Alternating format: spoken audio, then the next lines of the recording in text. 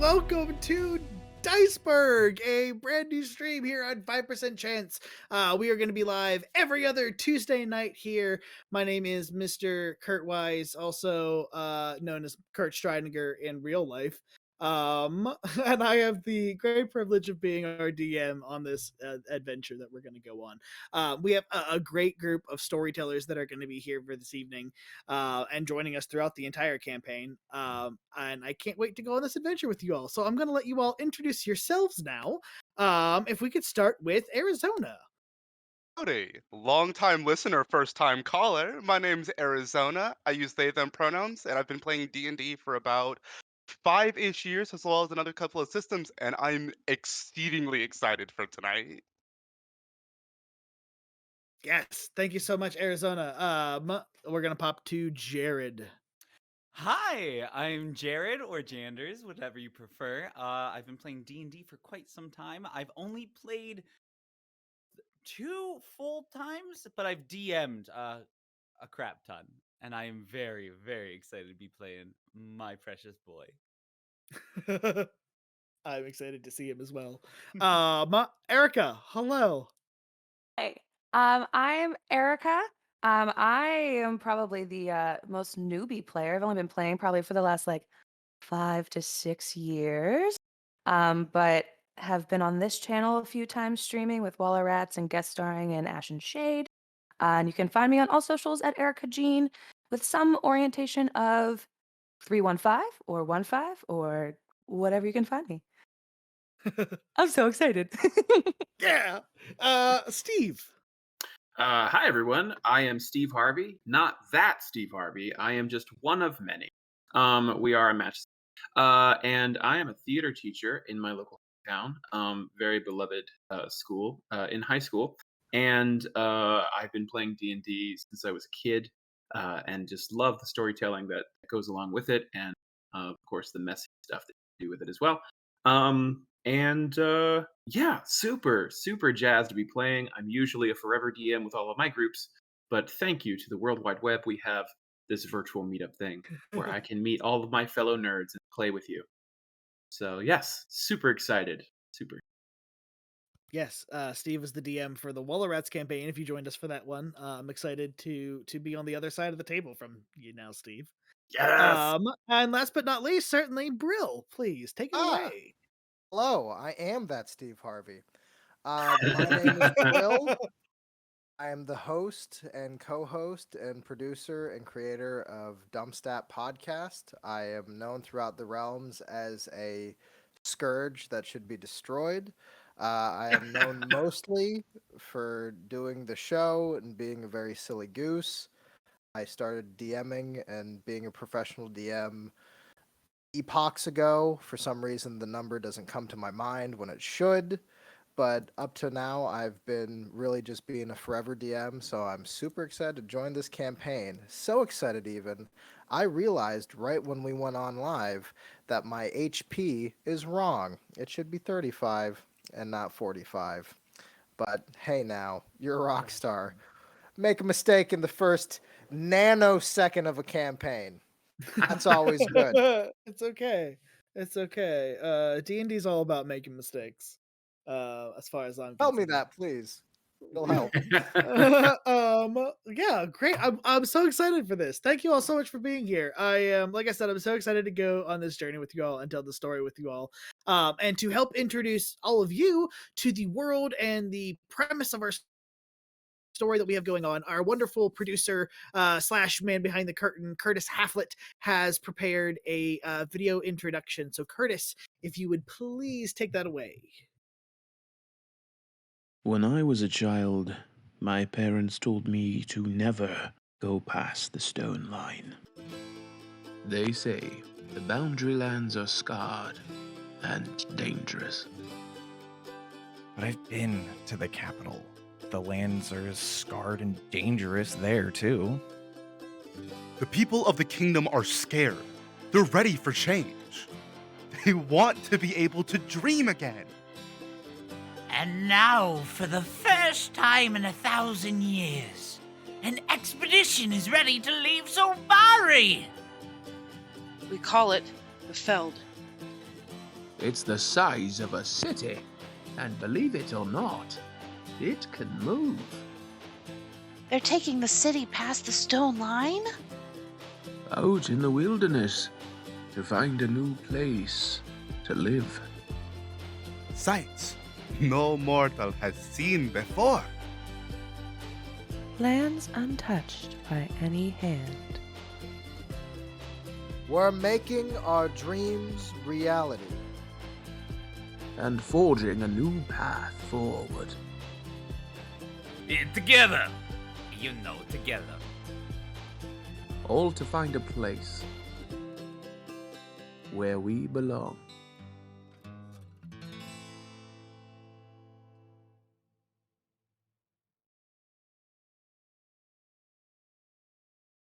Yeah, so excited. Ah! Ah, Oh my god, I'm a professional yeah. voice actor now.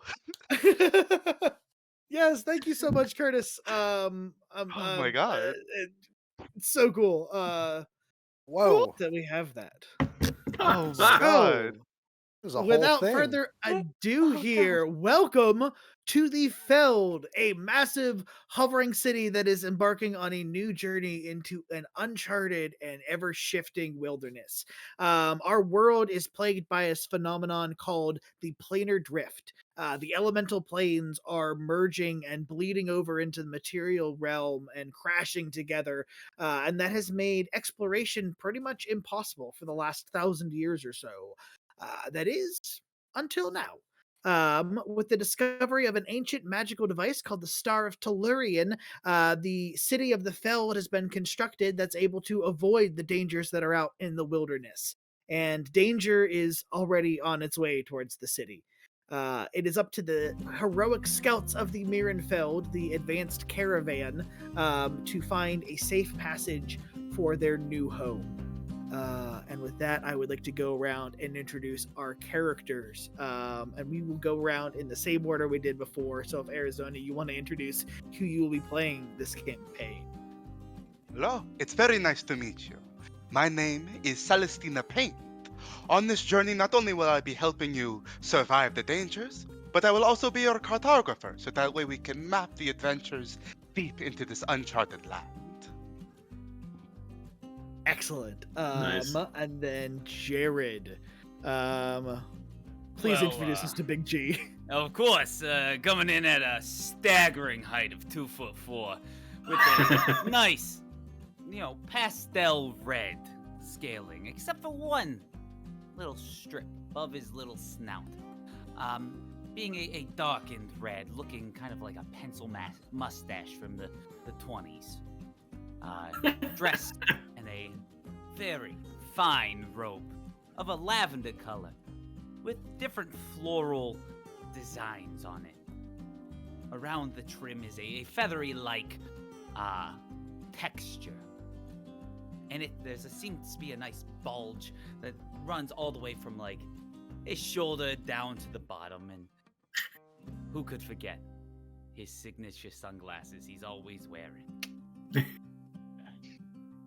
On this mission, I will be the messenger. I love it. I love it. And Big G and Celestina, you two know each other, don't you? Why, We've been long of friends course. for a while now. Oh, well, it's been about a year.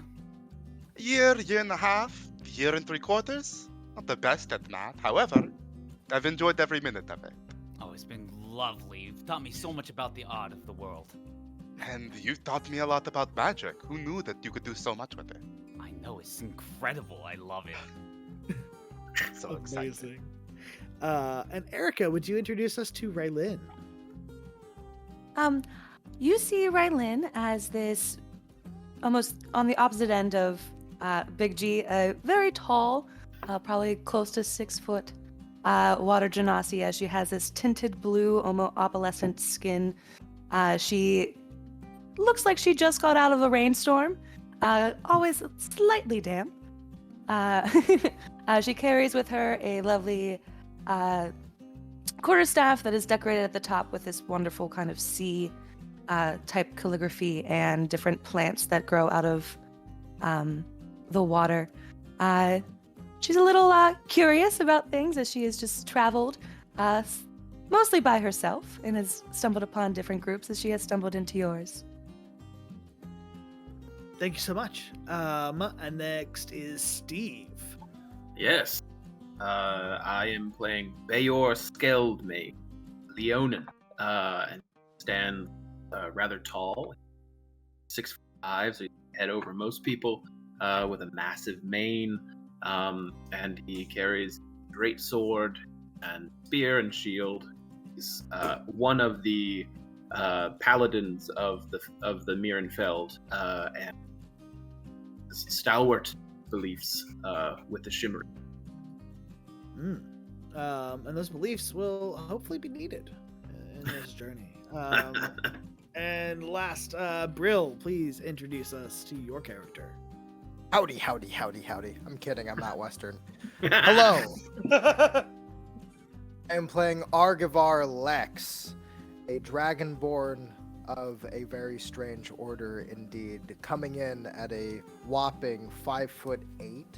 We are going to say that he is one who is very not ready for a scouting mission of any variety. As for he is dressed from head to tail in opulent and strange purplish robes with a long extended collar emerging from his armor. He is stoic, quiet, and with brass scales, I almost said bronze, brass scales, he motions forward with a glittering, we'll say high-mindedness, although he is very not ready for whatever is coming forward in his way. He looks young, scrawny for most Dragonborn, and atop his head he wears a very ridiculous helmet, one of a long pipe with horns jetting outward from it, something that you would imagine is the perfect hazard to be caught on any branch or passers-by. He stands at the ready, quiet, stoic, and also with a, we'll say, one-track mind for sure. The imagery upon his actual gown, cloak, and armor is stuff that would reminisce one of math class as well, attributing much of his armor to numbers as strange swirls as well. He sticks out because purple. That's it. Amazing. Can I give a love quick it. physical description? Because I realize I'm the only one who didn't do that. Yeah. Go for it. Alright. For it. Celestina I stand at about 5'11", 5'10", haven't checked in a while, and I've been wearing pretty simple clothing, a shirt with an open back with paint stains all over it, and clothing and fabric and pretty cheap and simple pants. Also covered in paint with my hair braided and tied back with bandanas and scarves. My hair is currently a faded pastel pink, I probably should re-dye it. And you also noticed a wooden training sword on my back along with a longbow, and a simple war pick held on by a string hanging by my side, as well as a little satchel filled with artist supplies, medical supplies, and who knows what else. Thank you. Oh, so, our story begins here on a busy morning in the Mirrenfeld, the advanced camp that scouts ahead and makes sure that the path is clear for the Feld. Although, to be fair, most mornings are busy in the Mirrenfeld. You all are members of the Reserve Scouts, and as such have many chores and tasks that you do just to help keep the camp running, from foraging for food to making meals, just to making minor repairs and stuff. And it's during your morning chores one day, about a month after leaving from the border of Solbari, that you are summoned to Commander Miranda's tent. Each of you had only seen Commander Miranda a handful of times up until this point. She is the person that's in charge of the entire Mirrenfeld camp. So this summons was not to be ignored by any of you. And as you gather inside the commander's tent and notice that there are several other people from the camp that you recognize here around you, as well as the commander herself, who is standing next to a taller elven man, and they're both leaning over a table looking at a map. As she notices you all enter the tent, she looks up and she goes, "Good, you're all here. Well, thank you for coming. There's been a situation to develop. Please, sit down. Yes, of course. I mustn't mate with any of you due to my vows. I will walk over and sit down. I was afraid Was he was that- gonna say that. That makes Was me that on the sad. table? It's good to be Um, direct in all things. I take a seat, but I make sure I put at least one seat between. Just like, Well, I don't think I sit that'll be an high. issue. That's as well that um, it is not an issue. So she finishes looking up at the map, and she looks at you and she goes, "This is a member of our long-range scouts. His team became aware of a large snowstorm that was blowing up from the south. If we don't get the Feld somewhere safe in time, it'll be consumed by that storm. Now, the city will survive, but it'll cost resources. And that's not a gamble I'm willing to take nearly a month after leaving Solbari. So that's where you all come in. We've sent scouts looking for ways, places that we think might be safe to shelter from the storm. The scouts that we sent north into the swamp looking for an entrance to the Great Trench, we've lost contact with them. We sent a second party in, and unfortunately we've lost contact with them too. I need you to travel up to Three Rivers Watch. It's a day or so from here. Talk to the Watch and see if they have any information that you can find, and most importantly, more important even than finding anyone else from the other parties, is you find a way into the Great Trench. If we can get the Feld there in time, then the city will be able to shelter against the cliffs. Do you have any Do we know- questions? Mr. DM? Yeah. Hi. What do we know about the Great Trench? May I roll in nature on that? Or history? Yeah, go ahead, roll either or. And any of you, if you would like to roll nature or history here, go ahead to know. All right, that's an.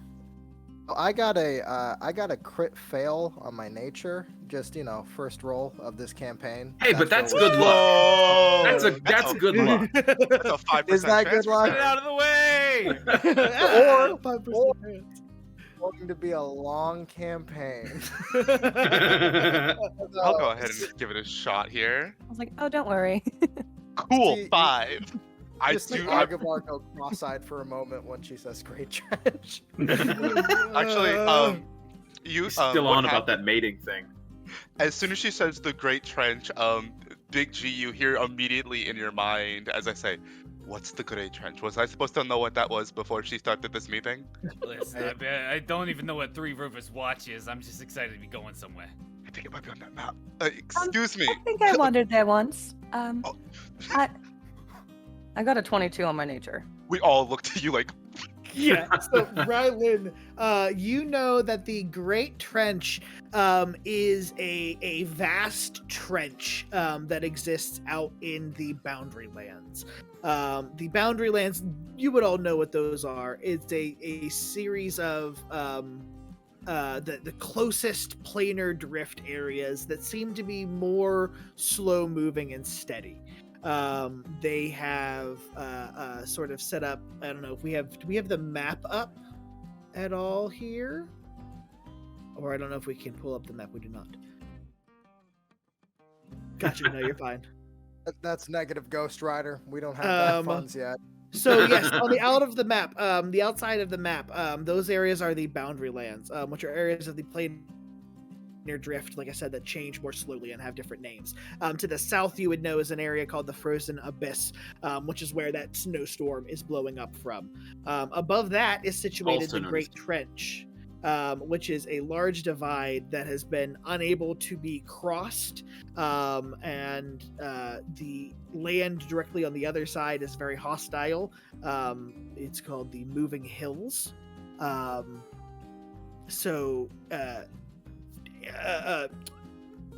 Any attempt to fly over has also been not very successful either.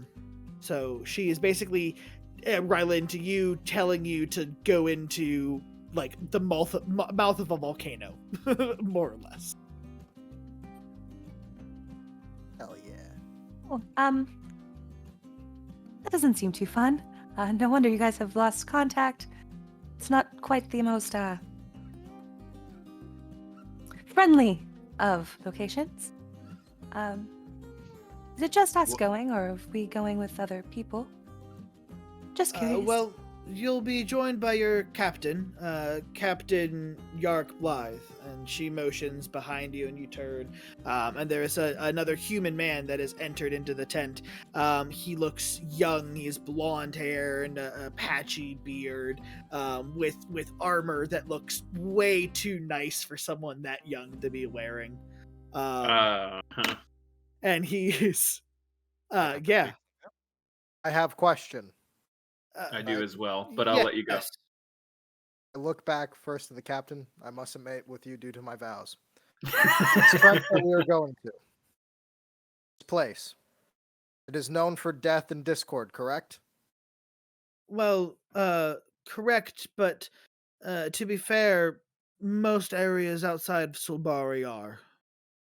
Is this more or less more than your average? On a Well, death meter, how would we rank this?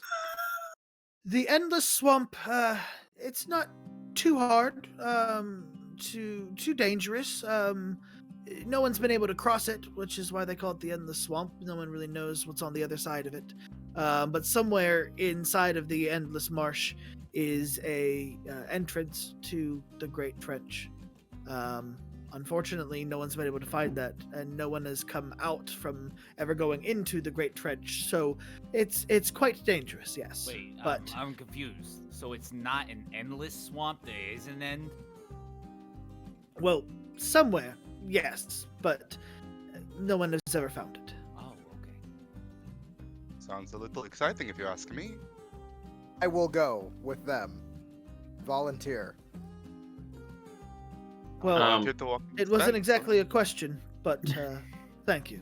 I Have my wasn't hoping to consent. use the reserve scouts this early, but yes, if you don't have any questions, your captain can take it from here. And you Yeah, see- can I size up the captain maybe with an insight, like coming from the background of being a knight? It's like, which family are you from kind of guy? Like, you know, I just Certainly. judge based on how you look and how you carry your armor. It's like, are you green? Have you ever seen combat kind of guy? Sure, yeah, give me an insight check. Okay, 13 plus 4, 17. So the captain so far seems to be carrying himself fairly well. Okay. He has an air of I'll say arrogance about him as he sort of like looks down his nose at all of you. But he holds like his chest very upright and proud. He has his helmet like under his arm, tucked very like prim and proper.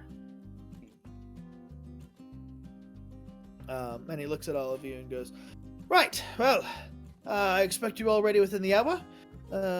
Three Rivers Watch is about a day's ride. We should make it there tomorrow before noon."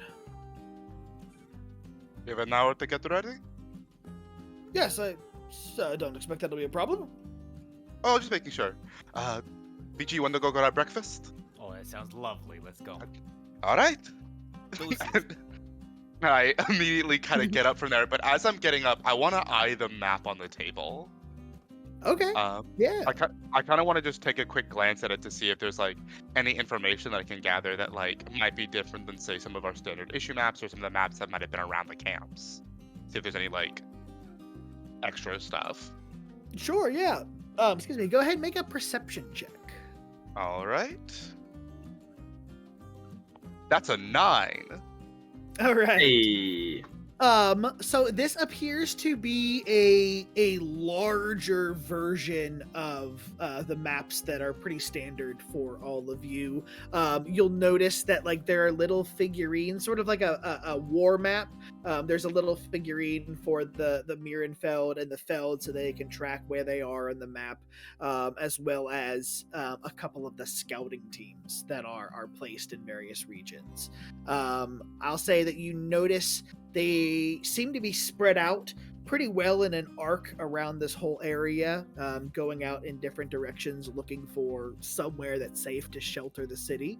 But with the quick glances you're on your way out, you don't get a pinpoint of exactly where they are.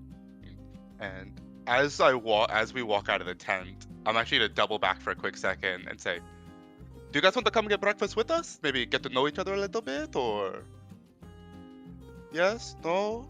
As I kind of look to Out of politeness, I was intending on staying with the captain just to prove that I'm ready, but I look at him and then look over.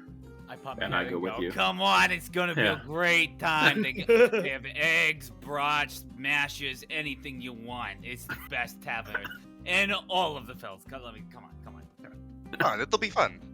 Can't go on an empty stomach. Oh, if Bayor, am I saying that correctly? Yeah, Bayor, yeah.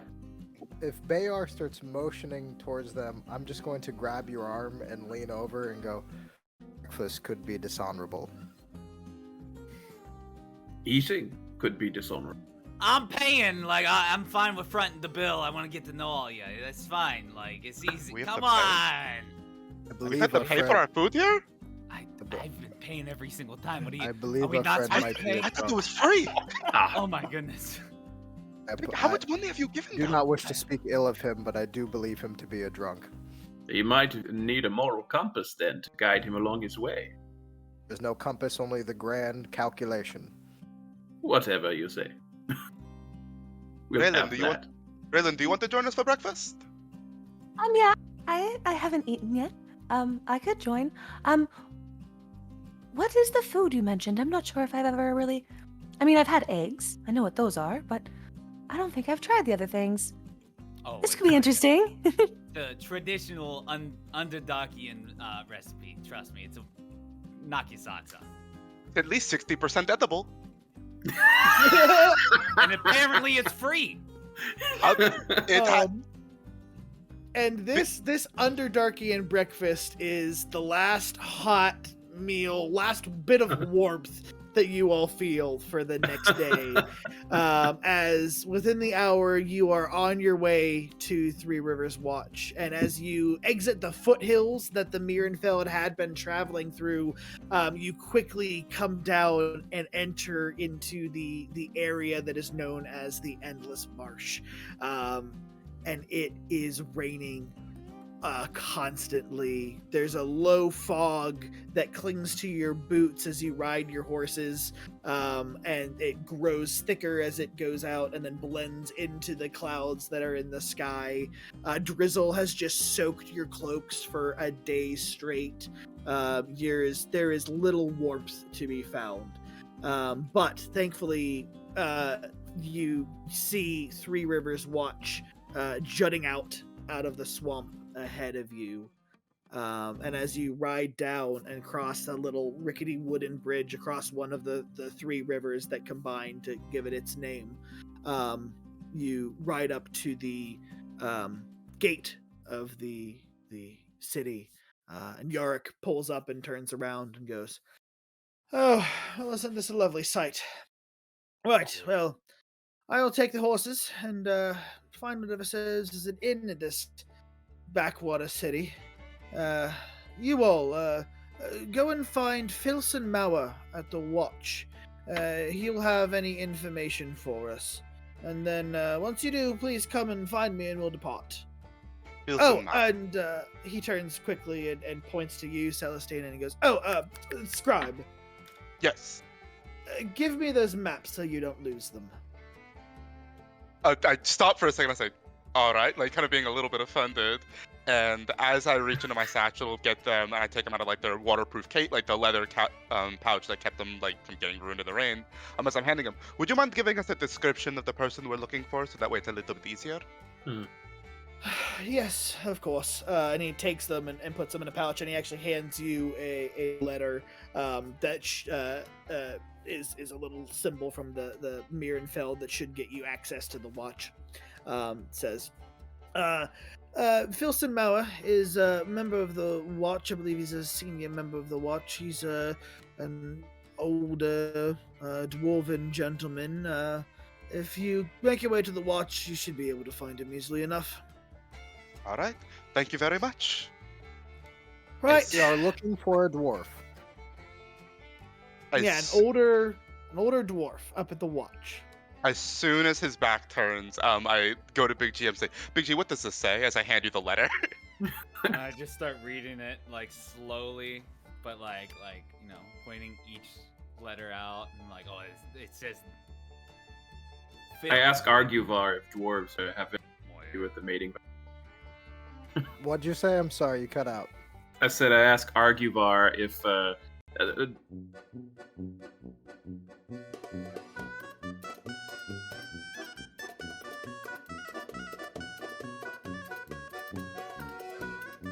Future magic. you press it really hard. Feel it. I press it. Well, if you press it, we need to.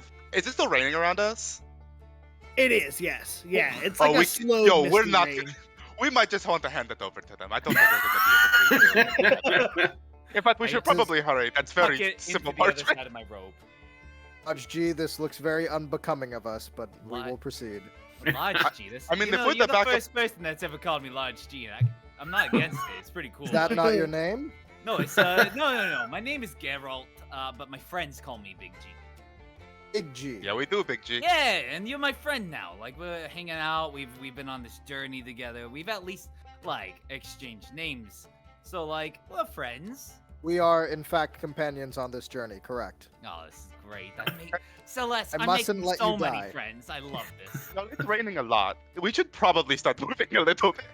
As I look as we're getting soaked. As this Shower? conversation is happening, you just see Rylin kind of like has wandered off and has like found the biggest puddle and has just like taken her shoes off and is just kind of like sitting in it. They're just like staring up. Lead into Big G.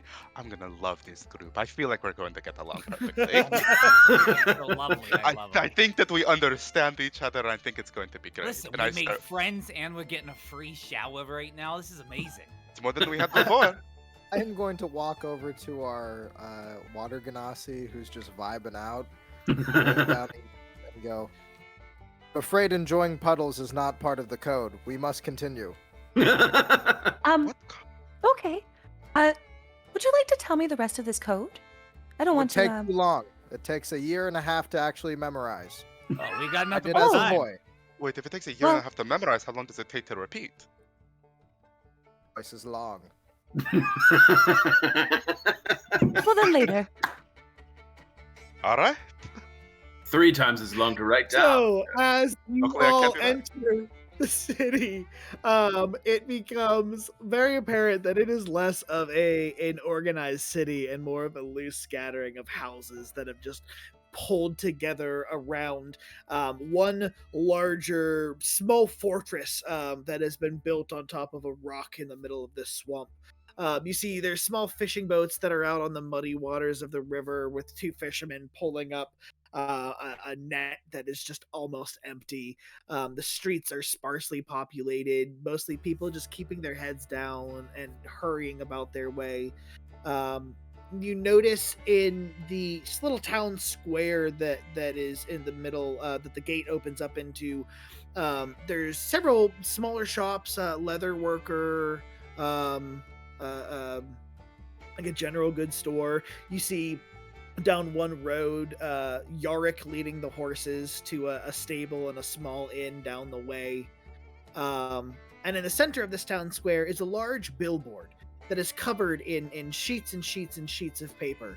And a woman is standing in front of the billboard. She appears to be arguing or having some kind of conversation with a dwarf who is carrying a cart that is just full of various bits of wood and metal and junk, it looks like, that is just stacked on top of this cart that he is carrying behind him.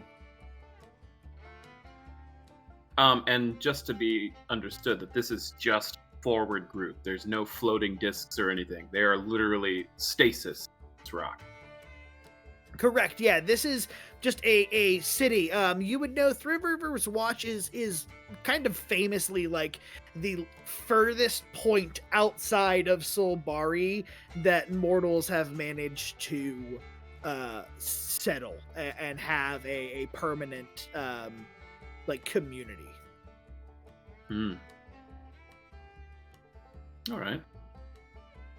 I guess I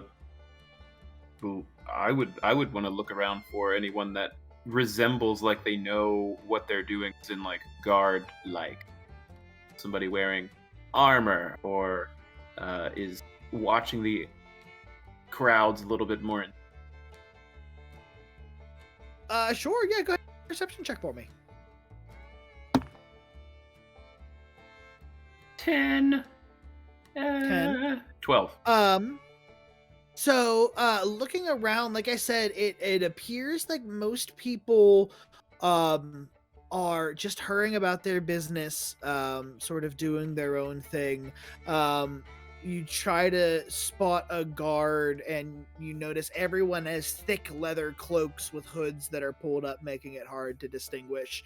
But at that moment you see someone come forward and start to like shoo the two people that are having this little bit of an argument away from each other. And you see the dwarf sort of like gives up in a huff and leads his cart right past your group out of the city. And the woman seems like to get upset and then rush off into the streets.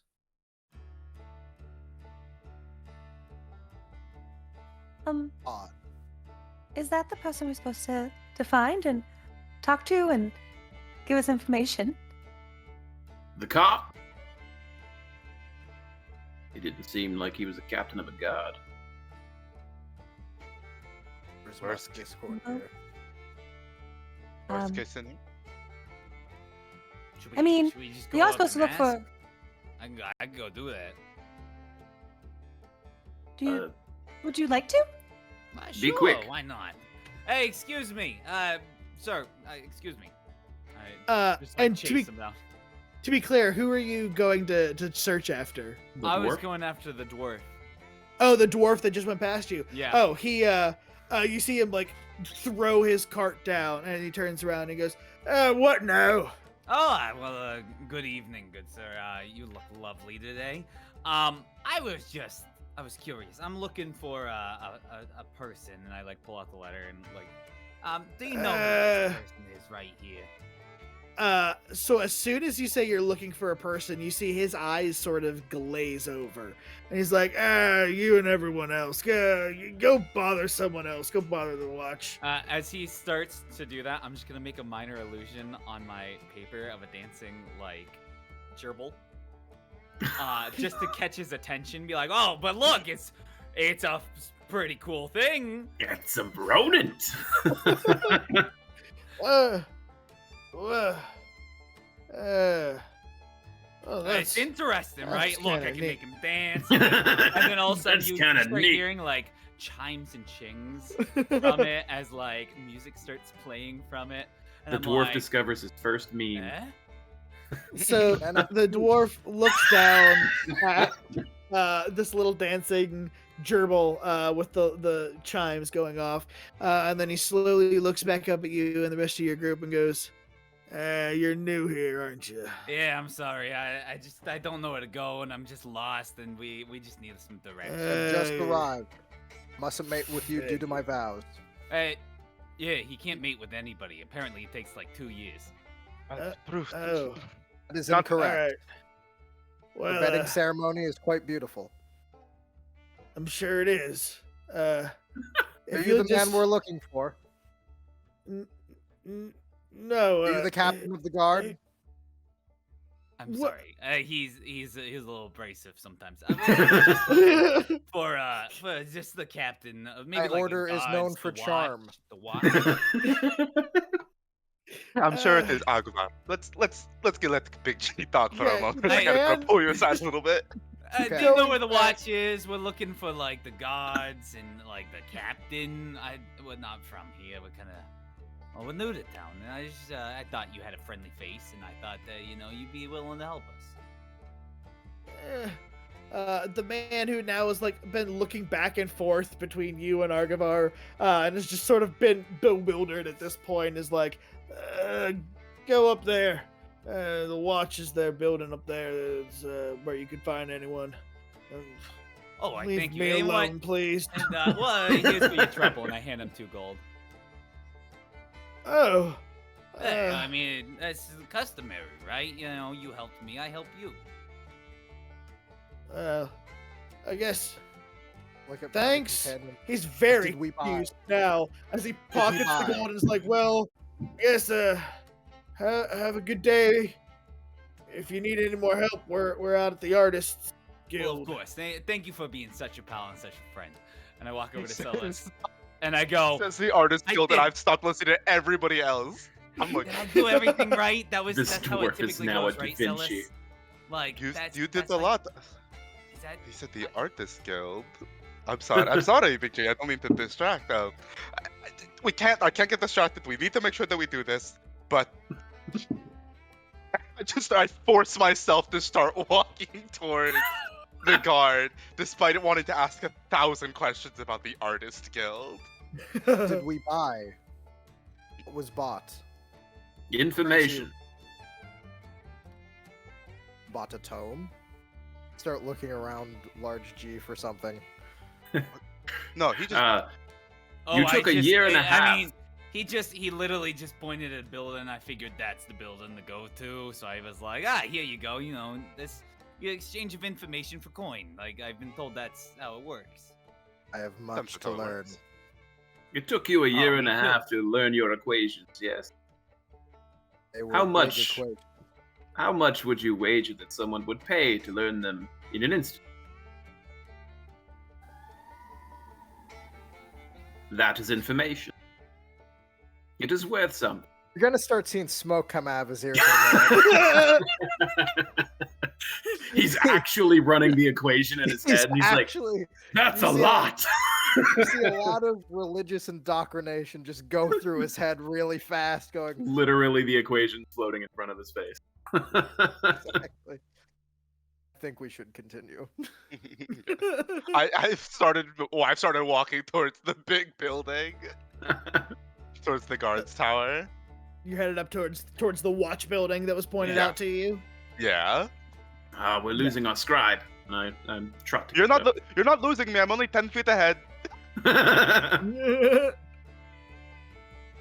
I figured if nobody started walking, nobody would.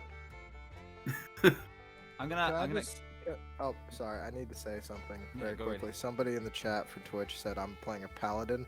I'm playing a cleric. I'm not that blasphemous. I need that to I'm be the known. paladin. That's true. I just need that to be known and said. Please continue. Blasphemous to suggest you're playing a paladin. Yep. Absolutely not. Assuming he's that safe, you're he's all following Celestina up to the watch building here, Mhm. you see the watch. It's a small, like I said earlier, it's a small fortress that has been built on top of a large boulder that sits in the middle of this swamp. There's a taller, like a watchtower that sits at the center of it. As you make your way towards the gates, you see 2 of the watchers, as they are called in this city, who are wearing, like I said, pretty plain, ordinary leather cloaks. But as you see them now in this context, in this setting, you can see that they are wearing leather, like darker leather armors underneath the cloaks that denote them as the watchers of the town. And as your group approaches, one of them holds a hand out to you and goes, "All right, state your business." Big G, the letter. Oh, it's right here. Here you go, my good sir. And he takes it sort of with one finger here. He goes, It's a little damp. We were kind of like traveling here in the rain, so I apologize. He shakes it out and goes, "I understand. It's a shithole." He pulls out the letter and reads it and goes, Looking for Filson? Yeah. Yes. Yes. More you lot, eh? Filson's inside here. Let him through. You see the two large metal gates start to swing open to either side as the entrance to a little courtyard area of this fortress is in front of you. Well, that's pretty neat. I gotta give you that. That's really cool. It's one It's of the like cool a things magic about living thing, or do you like physically pull it? Like, here. Literally, You Big hear G is just passing someone- around appreciation. I love him. You hear someone from up top, like above you, yell, "That would be me!" oh, you're doing a great job. Keep it up. I love the work you're doing. Thumbs up. I give a thumbs up with Big G. I'm like, good job, buddy.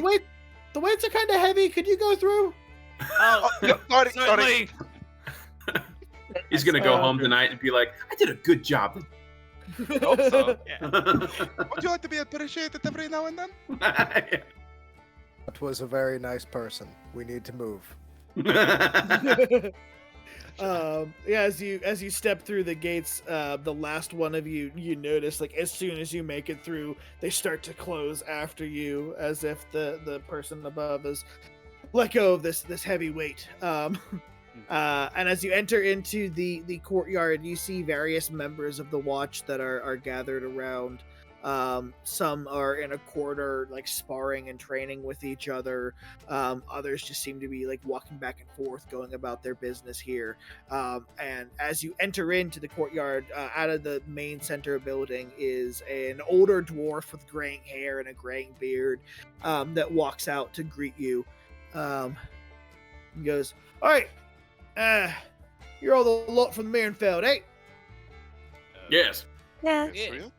We are the That- scouts, yeah. Listen, I'll tell you the same thing I told everyone else. There's no sense traveling into that swamp. No one comes out of there alive. We will be the Yeah. first. That doesn't bode well. I don't like your confidence. Yeah, we will be the first. What? I don't. What makes you think that you're so different? I am destined to live. I'm Have a going to grand be the appointment. greatest. I already know that I'm going to be the greatest warrior that has ever lived, so this won't be any big of an issue. As you can see, we have a lot of pride. So the other ones. Y'all think you're so special going out into that wilderness? You're all just asking to be killed in there. Well, my question is, did they have a gerbil? And I just put the gerbil on my shoulder and started dancing.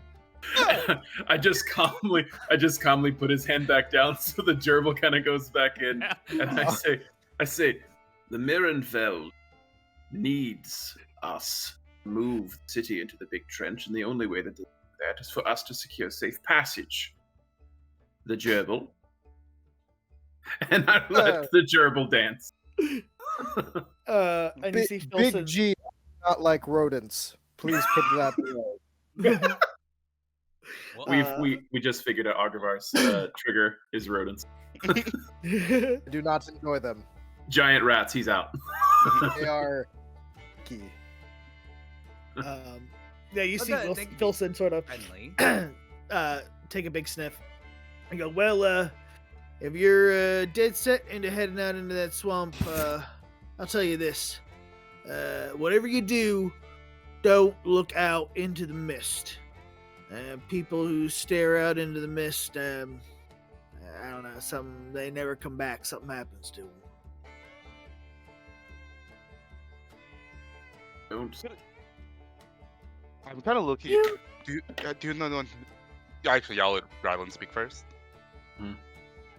Have you ever found these bodies of the people that have gone into the scene? If the mist had something in it that attacked, or was it the mist itself? Did they get lost? To be honest, we never really went looking for them. Sort of figured at this Oh. point in time, if you go out into the swamp, you're kind of looking for danger, so we're not really going to come looking for you. But a couple of folks have wandered out, gibbering about something or whatnot being out there. something or what not other being out there? Like, not specifics. It's sort of hard to tell. Most, well, to be honest, most people that have come back from being out in the swamp, well, they ain't really themselves. Oh, so people have come back. People haven't all died going in. Well, one or two have wandered back, but they weren't themselves for a good while afterwards. Are there any of them around here? I'd love to talk to them before we go. Around these parts, I mean, unfortunately, no. I mean, you could try to look for, ask around, see if some folks that you know anyone who went out into the swamp recently. But to be honest, most people after they have an encounter like that, they've been moving out. Head back to the kingdom there. Has anyone from the last expedition returned? Maybe we could run into them? When was the last time someone has come back? Oh, well, the last group of y'all went through here, good 5-6 days ago. I told them the same thing. People don't come back from that swamp. You better not go out there. But they said they had to, and said they had to be some kind of big heroes, and they went out into that swamp there. May I have a moment with my companions? Wish to start a team huddle. Oh, I'm all for it. Let's go. I immediately just grab onto his calf. Thank you. I appreciate the enthusiasm. I slowly motion join. Just a little bit away from the dwarf, complete in earshot. And we just all get close to our cameras so we look like we're huddling. I believe that there is still a possibility of a rescue for the people that have been missing. I think we should try to haggle, as you have been known to do, large G. Get more supplies to rescue them. Whoa! What are you insinuating here? You think I'm just made of money? I think that you are very good with money. And I also believe that if we can convince more people to journey into the swamp with us, we will increase our odds by a factor of 5%. So what are you thinking? What kind of offer you looking for? I would like the best offer possible. Most supplies and the most men to help us in this journey. Or women. Doesn't matter. If we're going to be bringing people back, we'd probably need a cart. It's true. Oh, you're right. This is a rescue mission now. People are missing. That's right, Big G. Imagine if we got a cart. If we got our own cart. Oh my god, hold on. Everyone stay right here. And I just walk away immediately back to the door. I just look at Rylin. I stay at the huddle. We've never had that. We don't have that much stuff, and the cart is very exciting. It's got wheels. It can go. It's like a home on wheels. It's for a the mobile injured. home, if you will. Yes. Carts on. Okay. I'm So- not sold on a cart in the swamp. You Neither need a am swamp. I.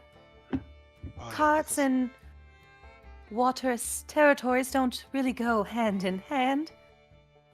Big G, ask for a boat instead. Also, not.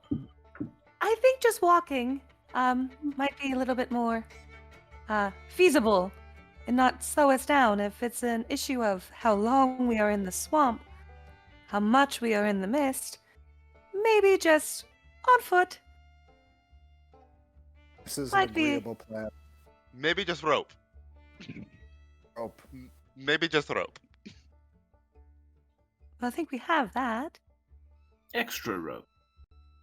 Extra I have- rope. I look in my bag and I say, "Oh, I do have rope. Never mind. We do have rope." I'm gonna look at I too have rope. Oh, we're good. We're good. I get And back in the my huddle and rope. I go, I also have rope. Thank God. I'm glad at least two of us do. I'm happy Wait, we're good so on the no rope front. cart, no boat, no land travel at all. Nothing. We just walk. What could Sir we Feet. use? I mean, Probably what if we maybe got there's a like map? a couple big dogs? Like I could ride a dog. I cannot ride a dog. At the very It's least, bigger than a dog. I don't know. Like, horses. what's that? We rode those here. Did We have horses. What those? Well, we had big- horses to big get dogs, here. Like really Oh yeah, big dogs? the big dogs with the long head. Yeah, that's a horse. Oh my god, that's a horse? I've only read about them. It's amazing, isn't it? What it's like on the surface. Okay, well, whew. But at the So, very least, do you extra think that you rope, could no ask rope. about a map? See if we can get the map Yeah. for the swamps. Oh, I could. Okay, so we want no rope, no cot, no dogs, No boat. but map. A map. No boat. And, okay, no boat. Men. And Folks to... Yes. Reinforcements, possibly. Yes. Oh, okay. We wish to bring as many people to help lift the possible need of rescue. Wish to save as many as possible. Let me work my charm. I walk over to Filson and go, "Excuse me, my Hey, good Cuddle. sire." And we lean back. My Yeah, good and as you sir. walk back over to Filson, he's just sort of like crossed his arms and has just been staring at you. Have this whole conversation. He's watched you start towards him, stop, walk back, start again, walk back, and now come back. So he's just So, like sitting there, like, Filson, Yeah. Filson, my lovely man. So we just had like a couple of questions for you. Specifically, like, you know, those people. We don't want to leave them, you know, high and dry in the swamp. If we find any, we're gonna need some help to bring them back, right? Would you be able to lend a couple men and women to help us out with that? Swamp, they're definitely not dry. We don't We want to have leave them learned to high just and wet wait. out in the swamp. Like, now, you're asking if I can send some of my men to accompany you Well, out into that yeah. swamp. I mean, it's kind of a mission that we're helping you out with. Let's be honest. We To wish be to honest rescue with anyone you- in there. To be honest with you both, we've tried that already. We've sent, tried to send search parties. That's why we stopped, because the search parties stopped coming back. Oh, that's and fair. now, That's fair. You know, he makes a if- good point, guys. Yeah, I mean, that seems pretty dangerous. I don't want to hurt anybody. Not everyone is as powerful a wizard as you are, Big G. They might not all be able to make it back. Well, I don't want to even take that risk then. Why would we even what? Anyway, sorry. Filson, my man. So, is there anything you could like? Well, give us to help us out with this journey. You know, we're pretty our packs are feeling a little light after the journey here, and you know all the training we've been put through. So it's like, yeah, a little bit of adventuring gear would be wonderful, like rope. Wait, no rope, but rope. I feel like No we rope. should use rope. I mean, do you have extra rope? I'll take some extra rope. We could take a boat before rope. We are all good on rope. We Do you almost, have a boat? we- Do you have a we boat made almost of rope? have too much rope, to be honest. I've been picturing us have like 5 feet away from him, still kind of in the form of a huddle, as Yeah. Big G started talking. So, All still- like, is there anything you could like, you know, hand us over? Not hand us, like lend us. You know, that while it just help us out. Like that's all I'm asking. Is like we just need a little bit extra, you know, supplies. Go ahead and give me a persuasion check. Okay. Ooh, my first roll. Ooh. I don't know if I'm good at this or not. D&D Beyond, work with me. I think that you're good at it, Big G. That's a 6. 6. Woo! So he sort of looks at you and he goes, "Well, I'll tell you what. We had some extra rations that are left over. We can fill up your packs with those. That'd be We great, probably yeah. aren't gonna use them. And if you're dead set on going out into the swamp, there's an old woman lives in a glade over at the edge of town. Her name's Balmorra. She's the only one that we really know that goes in and out of the swamp regularly. Oh, well, that's is actually a very regular. helpful. You Thank can you. be useful. Oh, wow. Filson, one more question. Little off topic here. You see, my friend Celeste and I over here, we're appreciators of like art in different cultures, and I heard you have an artisans guild here, right? Oh, Big G, you don't have to do this. Oh my goodness. I mean, yeah, we got a little artisans guild. They're Well- right outside the gates of town on your way out. Well, would you be able to, like, I don't know, you know, if we come back and we bring everybody back and we finish this little thing for you, is there any way you could, like, introduce us and, like, give a good word for us? Like, I would love to go check it out. Tell you what, if you actually make it back out of that swamp, let alone if you bring anyone back out alive from that swamp, y'all be the talk of the town for quite some time now. Oh, well, perfect. I guess that's all that's all I need. Hey, hold on. Hey, crew. Did we discuss anything else? Not gonna lie, I got distracted. No, I think they've kind of got everything. I'm going to look at the clear conscience of our party. Are Water gonna just look over? Is there anything else that we have? I mean, we couldn't really get extra men. We have the things that we kind of need to travel. We now have a possible guide, or a guide to a guide. I think we're good. I believe the good deed will be reward enough. Out! And I start just marching in the direction. Oh, With is that his part of the bighorn vows? helmet. Well, good day, my good With the sir. helmet. Thank you for the information. Well, I guess we're heading out. We'll be back in a couple. Right. Guess you're welcome. Good luck out there if you're going out there, I guess. Oh, wait, thank you. And I hope you have a splendid day. And I love your beard. I just want to let you know. And I turn around and walk out. Thank you.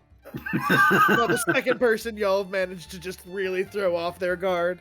It's compliments. Nobody knows how to take them anymore, so gotta make sure. You're going to definitely make this a world a better place. I'm proud Oh, of I you. hope so. You're getting a lot better.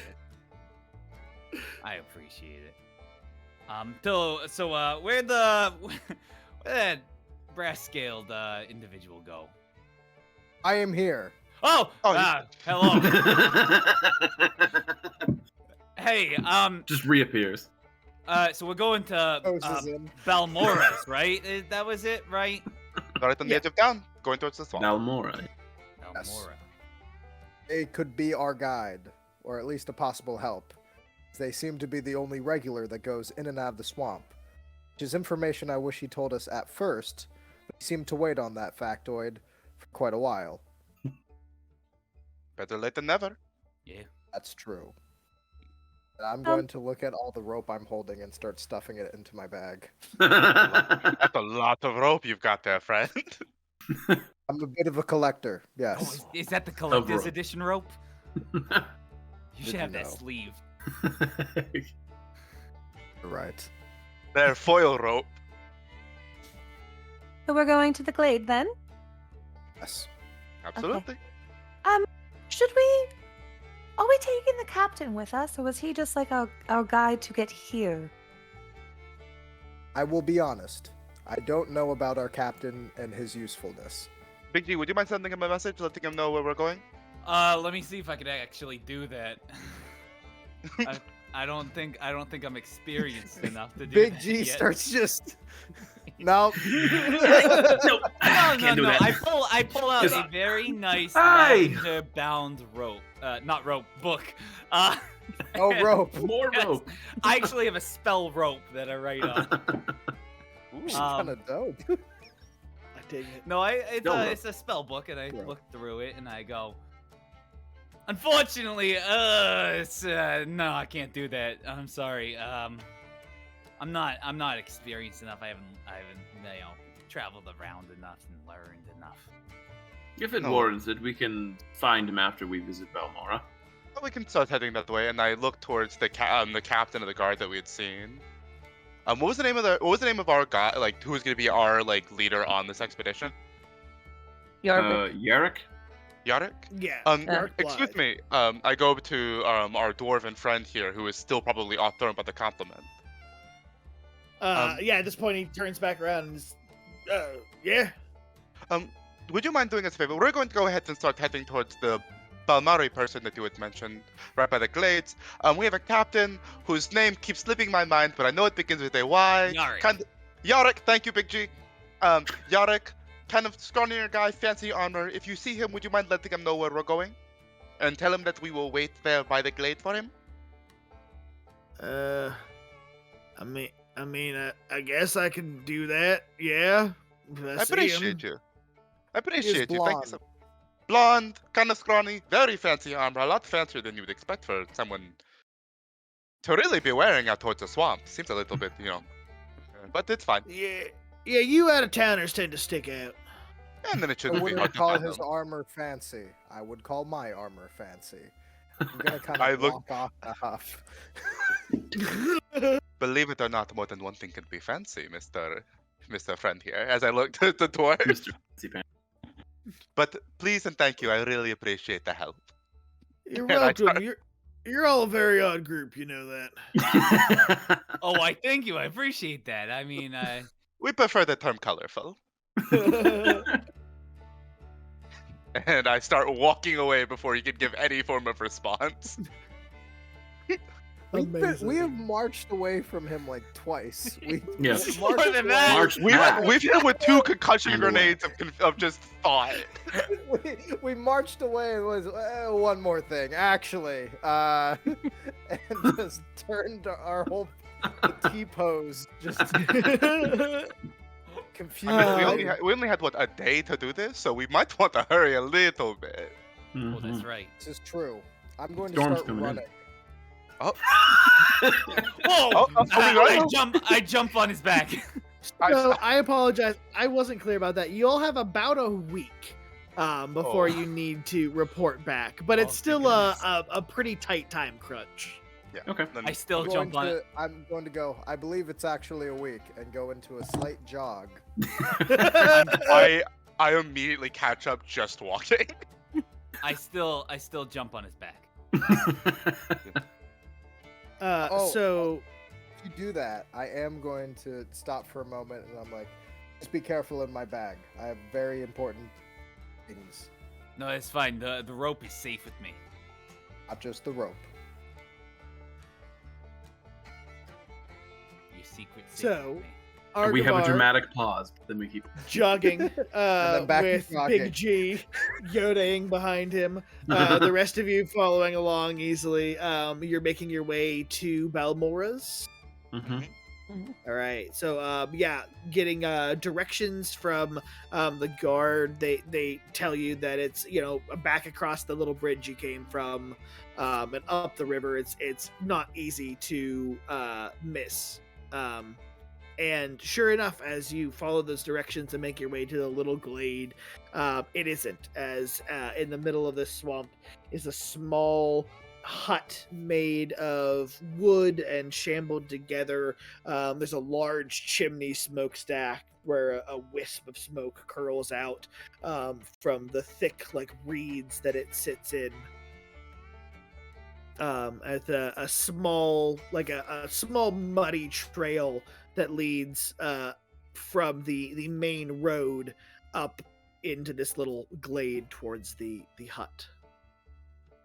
Are there any flowered herbs or any kind of plants around this hut? Yeah, there's a lot of plants. Make a perception check, or no, make a nature check. Okay. I also do one of those as well. Yeah, go for it. Ye- Got a 19. Okay, Got a 2. Celestina. But I am proficient with the So- herbalism kit, so could I try to roll again? Sure, go for it. Let's go. Oh, nat 1. We got work. All right, it was meant to be. Yeah, Celestina, you are just taken in by all of the. The swamp in this area is a very colorful place. There are various flowers coming off of trees and vines that are hanging down, reeds that are growing out of the swamp. There's various choruses of frogs and insects that are ringing out. So it's just a lot to take in for you, Celestina. Bayor, on the other hand, sort of taking a more closer look at stuff. You notice there are several plants that are grown interspersed with everything else that seem to be purposely grown, that would be grown for medicinal reasons. I'd say in a soft voice, with just intention of saying to whoever's in earshot of, I think Balmorra might be a healer. I think that we could say Balmorra is definitely one hell of a gardener. I am just completely mesmerized. Like, I'm probably even pulling out one of my sketchbooks to kind of just like draw some of like the flora, because I've like get some sketches of it, because I've probably never seen some like this beautiful. I'm going to stand outside the home and go, Balmorra, we've come for you. And I'll say to Celestina, don't pick anything. Of course not. I wouldn't mess with this yet. Rather, And yeah, Rylin, I think, is already stopping him, but I always... Come to ask questions, not come for you in a very not aggressive manner. Correct. hear We you. are not aggressive. Outside. Please. And, Ow. Rylin, you hear from inside there is the sound of, it appears to be like jangling and rustling and like things bumping into each other and bumping up against each other, and then the sound of what appears to be just lock after lock after lock coming out of the door before it swings open. It's a very small door that swings open, and a very elderly woman who is crumpled over nearly in half pokes her head out and goes, "What? Oh, we have guests? You're gonna walk Oh, forward. it's been so long since I've had guests. Yes, please come in. Yes, please come in." And before you can respond, she has gone back into her little hovel. What did Thank you. I must not what met was- with you for my vows. I'll walk in first. What's And her I'll her physical description again? Yeah, she is an older, it appears human-ish woman. It's hard to gauge her true height because of how bent over she is. She has long, sort of silvery white hair that's like hanging in wisps across her face. She's wearing very simple, like brown robes. As I walk in, I just kind of like druidcraft this like bouquet of like water flowers, as I have the manners to never enter a home without a gift. So I just kind of druidcraft this lovely bouquet. Balmorra, I brought this for you because you might have some information about the swamp in the marsh. Have much information about the swamp. Oh, and she takes the bouquet from me. Goes, "Oh, these are lovely. This is so kind. Please sit down. Come in, sit down. Sit down. On. Balmorra will make tea. I'll make tea for you all. Yes." And she hobbles over to a fireplace that has a tea kettle. And you see her kind of pulling from different jars and tossing it into the tea kettle, as you all have to, like, except for Big G, have to like duck down a little bit to make your way through the door. Hey, it's Big G, pretty this house is spacious in like, here. yeah, it's almost perfect Oh. for you, Big G. Rylin, how did you do that? Those flowers are gorgeous. It's just something that I kind of woke up knowing how to do. Any flower that I've seen before, I can kind of recreate. You can just recreate. That's amazing. Oh my goodness. Wait. Rylin, I have a question then. Do you know what a moon lily is? I'm not sure. Do you have a picture? Unfortunately, I'm not. I don't. Well, Wait. actually, wait a second. No, hold on. And I minor illusion the lily that I saw many years back, and I go, I it looks flinch, like this. expecting another rat. We'll get there. I don't know. I don't think I've seen that before. I've seen things very similar, but I more or less have to like actually like touch it and know what it feels like and how it grows in order to create it. Oh, that's understandable. I was just was looking for a friend, so no problem. Anyway, If carry we see on. one again, I maybe would be able to. Oh, that'd be lovely. Thank you so much. Okay. And as you all are now entering into the hut here, you have cups placed down with a thick brown liquid in them as Balmorra passes them around the table and then sits down herself and goes, "Yes, yes, drink up. It will keep you warm in the swamp." I down it.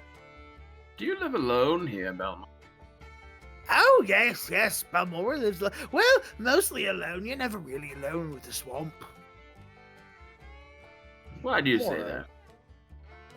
Well, because Exactly my question. the swamp it's a home. There's many things that live in the swamp before the little critters that run around and the flies that buzz around and all the people in that city. What if the Why are mist? you not dead, Balmorra? Oh, well, you just have to know your way around the swamp. Yes. Do And happen- you would say that you would know your way around the swamp then? Oh, very well. Yes. Balmorra always keeps a clear head on her. Yes, no, Balmorra knows the way. Yeah, am I feeling an insight check coming on for this old lady? Go for it. I feel like that's what's due. I don't know, long history of everyone dying. Oh, one survivor. That is going to be, hey, a 22 as I eye this old woman up and down trying to figure out what's up. 22 for insight. So on your first glance, this appears to be just a very strange, eccentric old woman who lives far away from the swamp and does not far away from people and does not have much contact. She doesn't appear to be like trying to deceive you or trying to like hold anything back though in any way. Okay. Thank you for the tea, by the way. It's delicious. Oh yes, thank you very much. It's my own recipe. I made it myself. I wanted to ask. Balmorra. Oh yes, go ahead. I was going to ask do you happen to know about and the people who have come by here before, if what they could have possibly seen when we were coming this way? We were told about the mist, and I'm curious to know if you just happen to know anything about it. Yes. A few of your group did pass through here a couple of times ago. It was quite some time ago. Yes, it was quite a while ago now, I think it was. But they were not very nice. They were much not nicer than you. And they left. They left and went under the swamp. And I told them not to go into the swamp, and they went into the swamp, and now they won't come back. Well, Why do you tell people not to go in if you go in safely? Well, because not everyone can stay as clear-headed as Balmorra. Not everyone can know the way as well as Balmorra. I will say at this point, Arguvar and Celestina, you can tell. At this point, she is just now started to hold back some information she doesn't like about this particular strand of questioning. I apologize. We don't mean to pry too much. It's just a lot of people that we knew happened to get lost in the swamp, and we want to be able to make sure that we can bring them home safely. Unfortunately, that means we're going to have to go in there, but is there any way that you could help us to bring back the bodies of our friends at least? Give them a proper burial. Go ahead, give me a persuasion roll, Celestina. 19. 19. Balmorra looks at you for a moment and then like looks all up your group and goes, truth be told, the swamp is a very dangerous place. It's a very dangerous place for an old woman such as myself, so I got myself a bodyguard. Trouble is, the bodyguard left into the swamp himself. And so I'm afraid they're still out there somewhere. We can look to bring it back. Who was your bodyguard? Oh, you see, my bodyguard. There are things. As she starts stammering, in the nape of her neck, she feels a very cold touch. As all of a sudden, only in her mind, she hears me say, "If you don't want to say it out loud, you can just say it to me in your mind."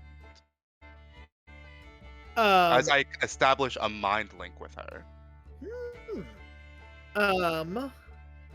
You hear her start to like stammer around in her mind a little bit before she Is Celestina like asks- doing anything while that's happening? I'm just like, I'm kind of just remaining there listening to her as she's stammering, but in All right. like in her mind she just hears that.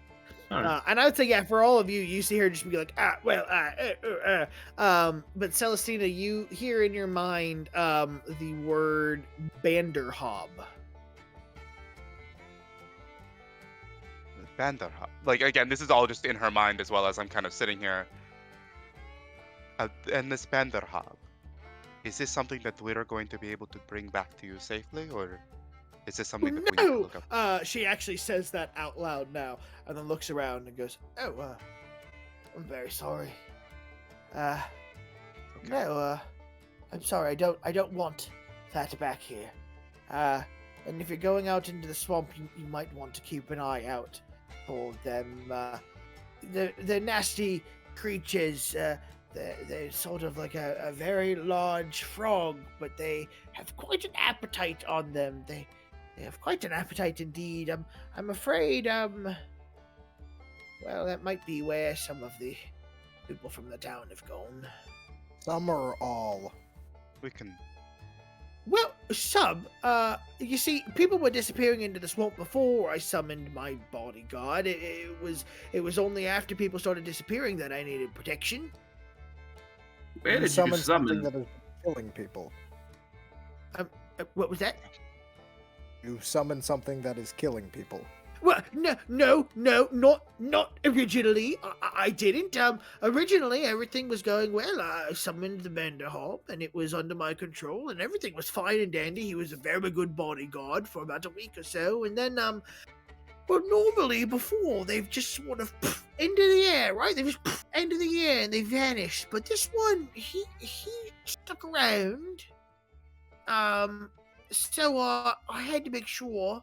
So I summoned another one, and well, this one did the same thing. It stuck around for about a week, and then instead of poofing and disappearing, he just wandered off into the swamp. And well, 3 or 4 more times, and I came to the conclusion that something's going wrong here. And yeah, there's quite a few of them out there now. How did you summon? What did you use to summon this creature? Little of this, little of that. You pick up quite a few things when you're as old as Balmorra, yes.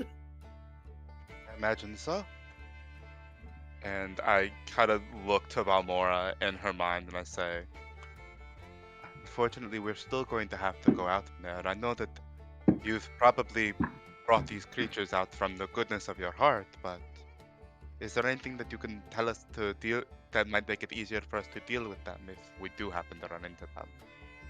Well, if you run into them, I would say that the best chance might be to run instead of fight them. They're ferocious predators. They will eat you whole if they have the chance. And if you really are to be heading into the swamp, you must keep your wits about you. The people that come back, the few lost souls that have wandered back, they have come back without their memories. They've been driven mad by their emotion. I tried to help them. A couple of them that I saw tried to bring them back here and heal them, but they were afraid or angry or something, and they grew fear of me and they ran off into the swamp. How did you control these Vanderhobbs before? Oh well, normally, like I said, when you on, I've summoned my bodyguards. They've stuck around for a little while, and then when it's been no time to go, they've just gone. But these ones, well, they stuck around longer. I'm going to respect your life as a healer, not bring you immediately to the authorities for what you've done. I must suggest that in future, you mustn't summon these creatures again. Otherwise, I will meet the guard, and you will be brought to custody in front of a judge and most likely killed for your troubles. Whoa, killed. Let's calm down there. Mind immediately say, he says it to everybody, don't worry. No, only those who break the law. I don't know how you heard in our minds. I don't think killing is necessary in this situation. You summon shadow creatures to murder people. Well, she didn't do it to murder people. She has a point. They were just to keep her safe, and unfortunately, magic every once in a while is a little, wishy-washy. And she just tested a theory. And made a mistake. Maybe a like time those too that many. wanted. Right. That mistake killed people. How it equals out for her being a healer. Thank goodness. That's how it works. So, other than losing your wits and your no longer bodyguards, out in the swamp, I know it's called the Endless Swamp and Marsh, but there's rumors to be an end to it. Have you seen it? No. I haven't gone very far into the swamp. Just wandered here and there to pick up some rare herbs and some ingredients for my various experiments and potions and things. Okay. Is there anything that you'd like us to keep an eye out for on when we're out there? Because we intend on coming back. Well, yes, where is it here somewhere? And she points up to a tall bookshelf, and at the top of this bookshelf there appears to be a white, like a lotus-looking flower. And she goes, the swamp lotus is found somewhere deep in the swamp. If you come across it, it's very rare. I'll make it worth your trouble. Can and will do, Balmorra. One swamp lotus. Or multiple if I can find them. Bayor leaves while she's looking for the lotus outside. And finish your tea, because it'll keep you nice and warm, yes? I've already finished it. It was Strictly does lovely, not finish Balmorra. this tea. I haven't drank it at all. I will I tell you did. that now. As soon as it got put in front of me, I downed it. Mm-hmm. Yep. And I will ask who, as you are leaving here, is the last person to exit? I think I might. I be was the the last first. One. I'd probably be the last one because I actually really like Balmorra. She reminds me of Grandpa. I would probably stick back with Rylin and Celeste. So the three of you have stuck around, and the two of you actually from outside, as she is waving goodbye. All of a sudden, Celestina, she reaches out and grabs your arm. And you see her eyes start to roll back a little bit, and she says, "Lost children full of false bravado. The light will lead you to truth, but also to peril. To find your way, you must clear the fog from your mind, or else you risk feeding the shadows hunger." And then her eyes sort of come back, and she's looking at you again, and she goes, "Have a very good day now. Goodbye, yes." and quickly ushers you out of the house. While me and are outside as we both kind of, I mean, no tea, thank you, and we leave. I am going to look at Bayor and just go, mistake more than once, not a mistake. You are more forgiving than I. Still does not sit well to me that the only reason why she was swamped with experimentation. Lives will not be weighed. She should be brought to the authorities when we return. As I leave, I'm talking to Rylin and Beach, like, she seemed like such a nice old lady. Oh my god, she was so good. It was Oh, very and the sweet. the lotus flower, that was beautiful. Ryan, can you make that now that you've seen it? I was curious about that. Two angry stoics outside. And as you all exit the hut and kind of come back onto this path, you hear a large splash nearby. And you look over and you see Yarrick, who is picking himself up, now just covered in mud, as he goes, "Oh, damn it! Oh, alas, poor Yarrick."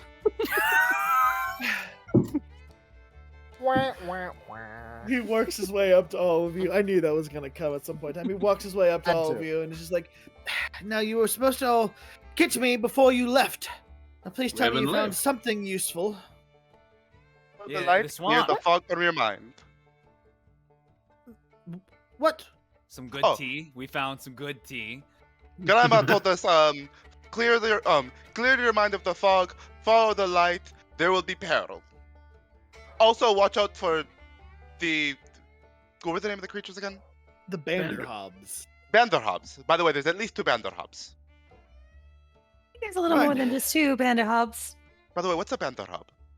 I would actually like to roll for that. If I know Yeah, anything go about for it. So that was actually Could my I question, because also I roll? know that they come from the Shadow Realm, and the only knowledge I'm just gonna say now, I will prevent my character from knowing anything unless it's Fae. Like, is that the same realm in this canon?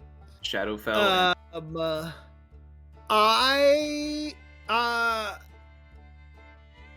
He wouldn't know jack, not but exactly. They are related, but they are not exactly the same. So I was gonna, But, if you yeah. want to roll for it, you by all means can roll for it. But anyone who wants to try to roll to see what they are can go ahead now. Is it nature? Is a 15. I would say actually, nature or arcana. He would wasted work. a high roll on. It is a 15. 15. 17. Not even gonna pretend like Celestina would know. Rylin, what was yours? That one. Not I one. have You a know, non-natural. right. I have a non-natural 20 on it. But Okay. like, yeah, I struggle to understand how Bayor would know about him. But I guess So yeah, Bayor, you would have known about these. I will say, Banderhobs, coming from this like enigmatic, like shadow realm, probably worked their way into a lot of like fairy tales as like a creature to watch out for. They are, you are correct. They come from the Shadowfell, the sort of dark, twisted parallel to the Feywild. They are known for, even though they're very large, they appear like these very giant toad-like creatures, with these, like I said, like Balmorra said, voracious appetites. And I will say they are known, despite their size and their appearance, to be quite stealthy. Would Bayor know that they speak a language? Because I think Banderhobs usually they speak like Goblin, Undercommon, some sort of like whatever. I would nasty say languages. that escape. So I think technically they like they understand, but they can't speak. Okay. So you would probably not have that specific information though, Bayor. All right. Yeah. Then I wouldn't know that. All right. Cool. Yeah. If someone asked about the Banderhobs, I think that's what. Yeah, Celestina. Yeah, I said, What is a Banderhab? Banderhubs are creatures of shadow. They are frog-like. Stand a fair bit taller than our friend here, Large G. Oh, so Uh, then But they have very big mouths and are known to snatch prey when they are unwitting. Keep your wits about you, indeed. They could swallow you whole. And he looks directly at Big G. Big G, do you want to ride on somebody's shoulders, or do you want to ride on my shoulders as we walk? No, I would love that actually. That'd be very nice. Thank you. I give you a big piggyback ride, and I say, if you see a Banderhab, let me know, because I still don't know what they look like. Little frog people? I would recommend if you have something small and sharp, you carry that with you. If you're swallowed, you could stab. I unclip my war pick from my side, and in terms of design of it, it's not like just a normal pick. It's kind of more designed like a tonfa, where I swing it back and it kind of rests against my arm when it's not in use. I'll pull out my hammer. Where'd you get that hammer from? Oh, it was on sale down the market. I was like, oh, It was that really big cool. lump in his robe Yeah. earlier. Oh, you went to the market? Oh, nice. Did you get the coffee that I asked for? Oh no, I forgot. Sorry, the Oh. tea was pretty good. So I just We'll go like, back. We'll go next time. So as you all arm yourselves and head off into the swamp, that is where we are going to take our break for the evening. So thank you all for joining us for the first half. We will be right back in a short 10 minutes as we all get some water and use the restroom. And we will pick up back in the swamp here as we enter the Endless Marsh. So thank you all for joining. We will be back soon. Hello and welcome back to Diceburgh. So far, if you are just joining us, we met the brave members of the reserve scouting troop as they were sent off on a bit of a rescue mission / information mission / finish the mission from the group before you to find the Great Trench, an entrance to the Great Trench, so the Feld could take shelter from a large snowstorm that's on its way. You made your way to the town of Three Rivers Watch. You met Balmorra, and you got some information before you are heading off into the swamp here.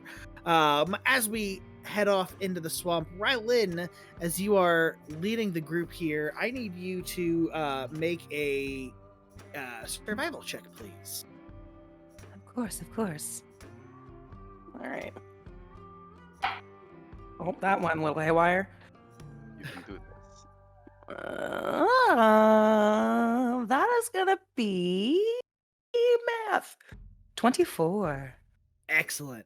So, the swamp that stretches out before you, there's a low mist that is rolling in that is up to your, well, for most of you, up to about your calves now.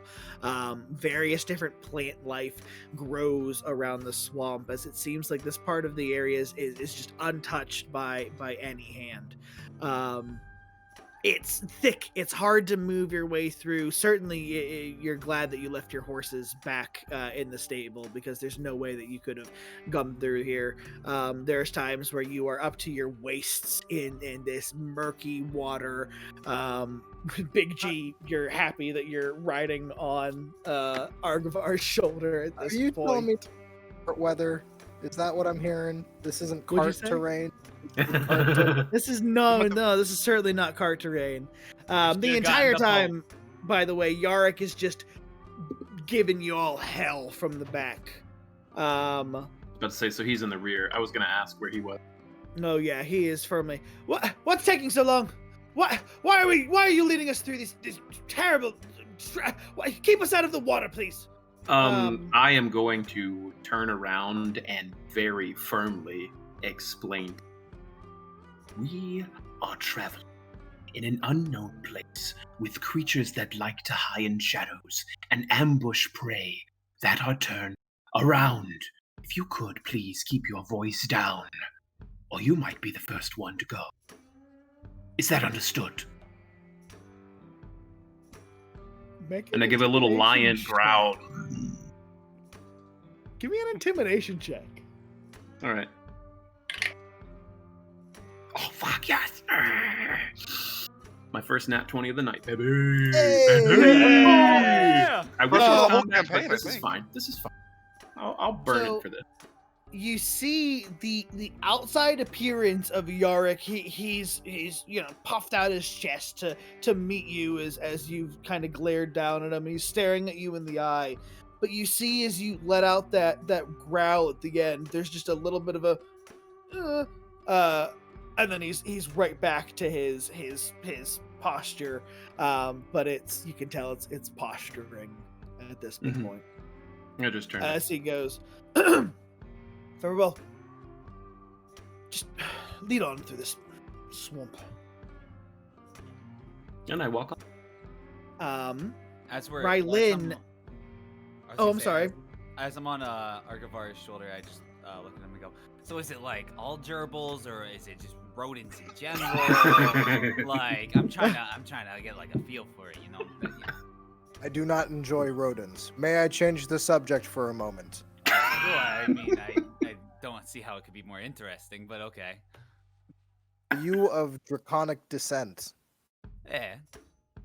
Well, if I am to die in battle, there is something in my sack that I am going to need you to take from me. Oh, this is it's a large. Do I have to take the vow?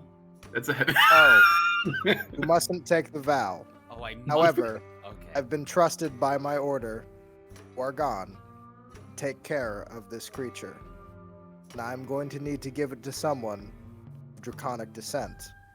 Are you of that?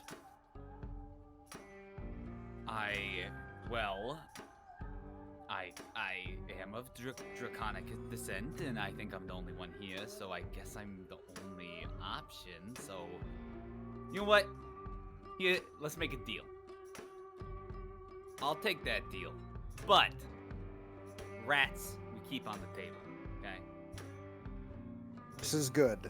However, rats are icky.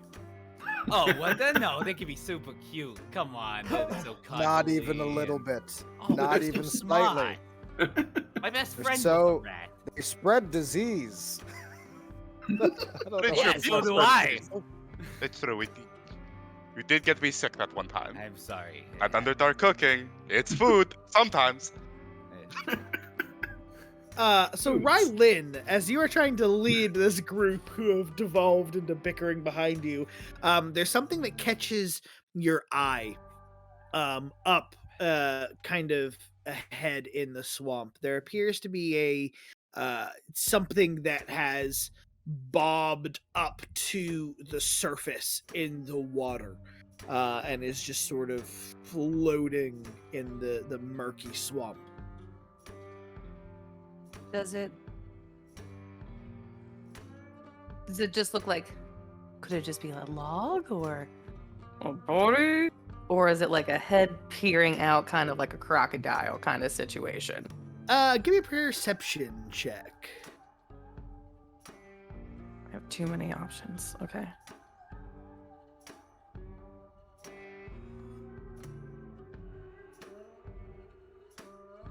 Uh, 15?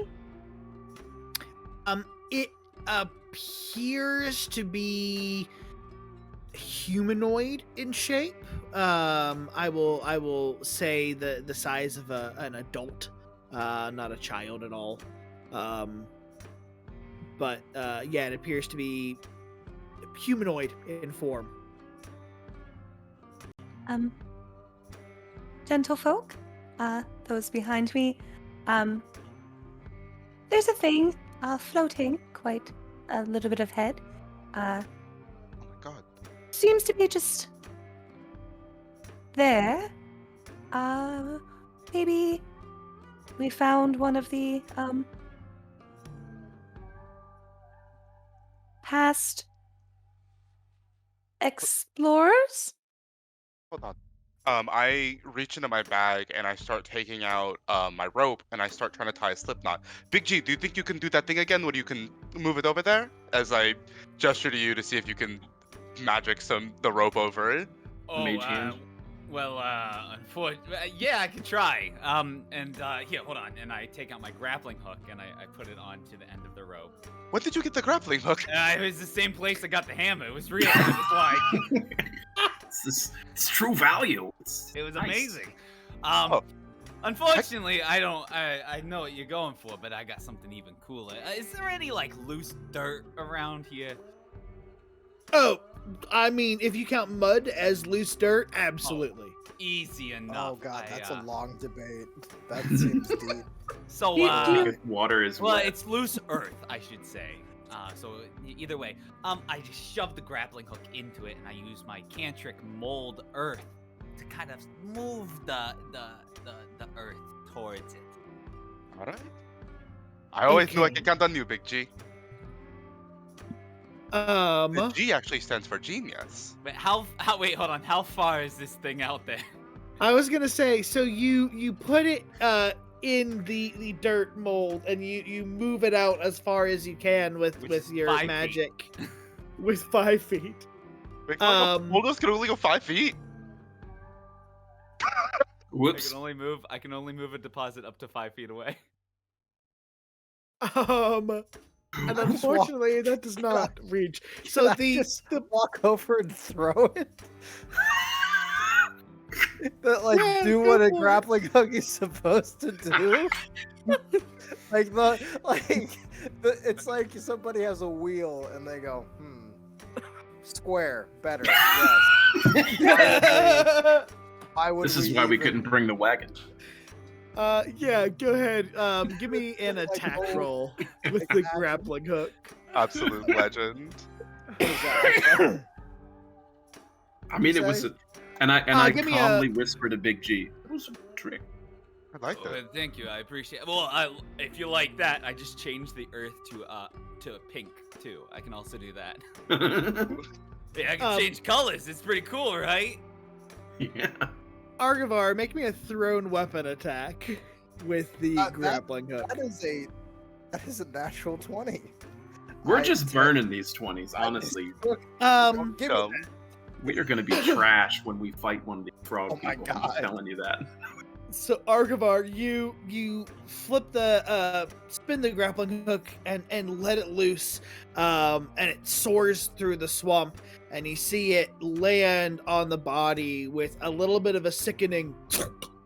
And as you give it a tug, you see that the grappling hook has embedded itself into the body that you are now reeling back towards you.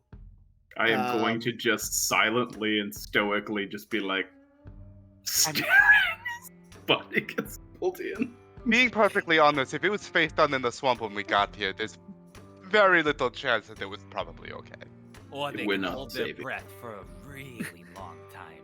could be a good clue to what's been going on and maybe Yes. where our monster is. Drowning, that's the real threat. And yeah, sure enough, as the body comes I- close to you, you can tell that it is bloated. It has been in the swamp for several days now. There appears to be a limb and a chunk of the shoulder and torso that are missing from the body. AI roll investigation to figure out if this is one of the guardsmen or one of the people of scout or something like that from a Sure. previous thing. Yep. I don't know why I say investigation. That's a +1 for me. What am I doing? My investigation is a investigating. -1. You want me to take a crack at it? I mean, Here, dude. Who's I'm here? I could kick it. That's a red hot 5 for me, bud. All right. I'm sorry, Celestina. Were you also looking at the body? I mean, I'm looking at it, but probably more from a, oh gosh, that's definitely unfortunate. Not trying to look for any iconography or anything. Probably just to see if the arm being missing is what killed it, or if something else killed it beforehand. That's what I was going to ask if anyone Yeah, wanted can I to ro- do a medical check. Because Yeah, can I do a medicine check on that? Yeah, go for it. I will say while you're doing that, Arguvar, you recognize pretty easily there is a symbol of a golden sun that is on their shoulder.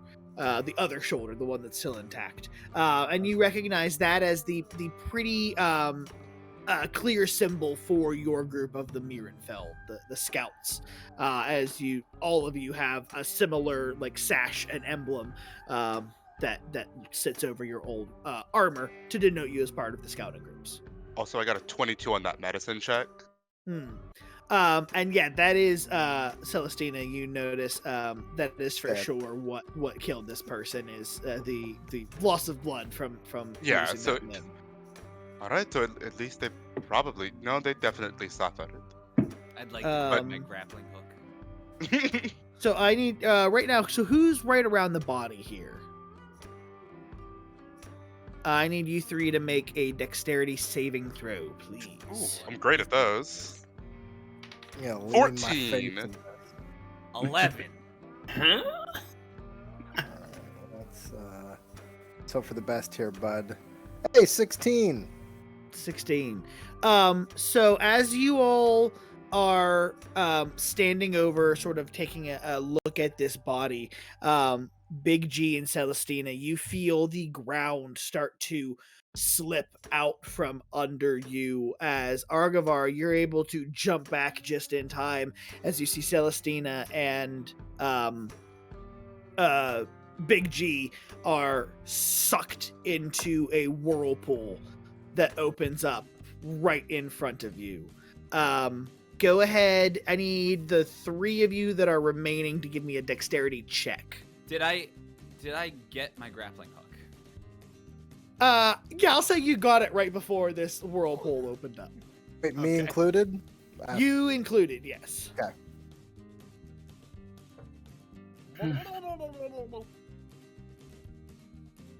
Yeah, I'm definitely under.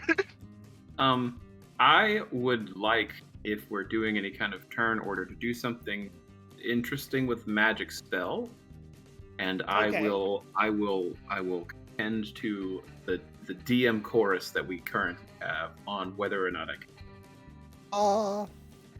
So let's hear that dexterity check, because that's sort of that's checking to see if you have the reaction time to try to do anything here. 10. Bayor? 15. 16. 16. You all succeed. So is there anything that you would like to do to try to save your party members before they I would like to totally yoink the disappear? kobold. I would like to yoink the kobold by the scruff and pull him out of a whirlpool. Okay. You had I'll go in order of your check. So Arguvar, make a strength check for me. Sure. Let's go. Lucky I'm kind of strong. 12? 12. Big G, how much do you weigh?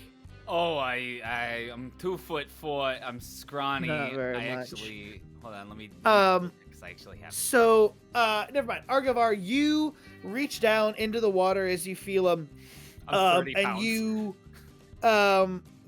get a hold of Big G's robe. You feel it, but the water quickly pulls, and you feel it slip through your fingers again. As Big G is sucked deeper away. Unfortunately, you're not able to reach him. Next was Bayor. What was the magic you had in mind? So I do have Ensnaring Strike, which the rules would say that thorns come out of the ground to grapple something, right? And I was going to say, if I strike the ground and try to grapple one of my allies in a hold and go whoop out of the water. Yeah, I'd allow that. Just as a rule of cool or something, I don't know. I would Let me lean to double check. you. What was the spell again? It's a first level Ensnaring Strike. Next time you hit a creature with a weapon attack before the spell ends, a writhing mass of thorny vines appear at the point of impact. The target must succeed a strength throw or be restrained by magical vines. I would say while restrained, the target would take a 1d6 piercing damage. So it's going to hurt, but it'll get him out. Yeah, so I will say you are able to target one of them if you're able to strike the ground, making the attack against the ground. I'll allow that. Okay. So yeah, go ahead and make the target will succeed on a strength saving throw. Who are you targeting? That's my next choice. I walked with these two and trying to figure out which one I think would be the better swimmer. Honestly, I think I am going to target Big G because I think Celestina might actually be able to do this. So I'm going to target Big G. And also because I'm like, I don't even know if this is going to work. The smaller one's probably going to get lifted by the vines. I really don't want to drown one of them while I'm trying to help them. Gotcha. So yeah, it's less of a strength saving throw for Celestina, for Big G. So I'm gonna make basically a strength saving throw for the water.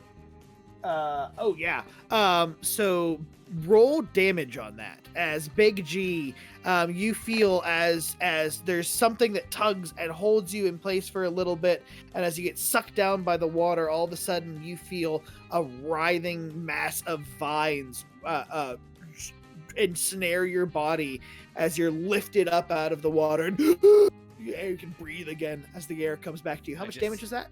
4. 4 damage. So take 4 piercing damage. I just like spit out a stream of water. And then I pull my sword out of the mud. Little one, catch him. Rylin, how are you gonna try to help? God, okay. Call me crazy. I'm gonna tie the You can rope jump to. in. I am. I know it. Tying the rope to my waist, and I'm just full on swan diving into the whirlpool towards Celestina to try and I probably like throw the rope to Bayer and be like, hold this please, and just like swan dive. Dive into. Cool. Question: where's the captain in all this? Freaking out. He is currently behind you all, going My dirty looks. Yeah, respect for captain. Yeah. Let's just go on. So Rylin, you tie the rope around your waist and dive in to the murky water, and immediately as you hit the water, you feel suction hit your body as it pulls you down deeper. Make a perception check here. Murky water. Natural 19 on the die for a total of 25. Nice. It is difficult to see in this muddy water as this whirlpool has kicked up all sorts of debris. But out of the murky depths, you see a hand that you recognize as Celestina's reach towards you. Go ahead, both of you, make me a strength check. And this is where it gets crazy. 15.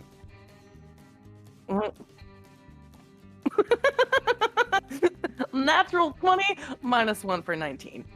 Amazing. Let's go! So you reach out and you grasp each other's hand, and even though the water is strong and you feel the rope snap tight around your waist, you have a hold of Celestina. Bayor, make a strength check as well here. All right.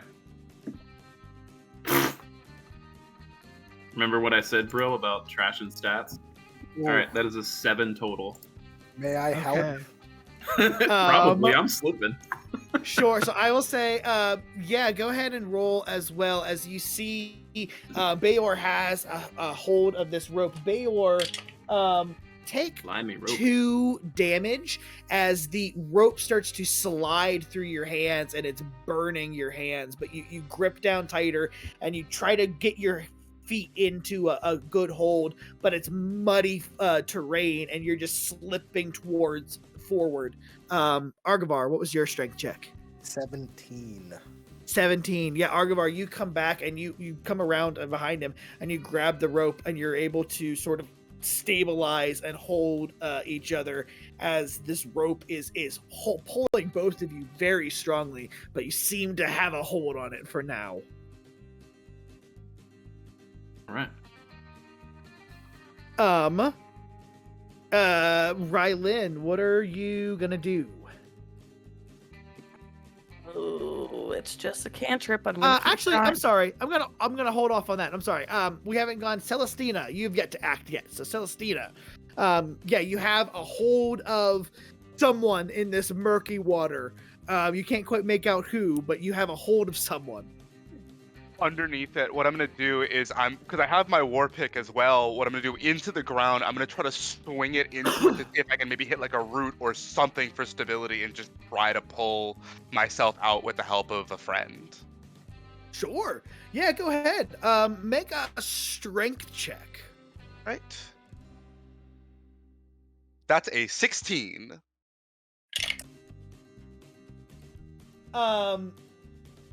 Celestina, high or low? High. Roll damage. For the war pick, that's going to be 10 piercing damage. Rylin.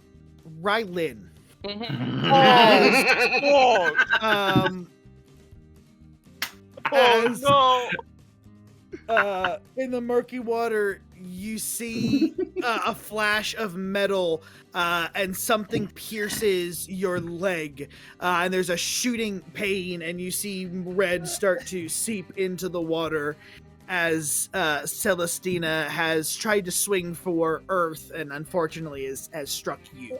Honestly, it's what happens when you try to save somebody who's drowning.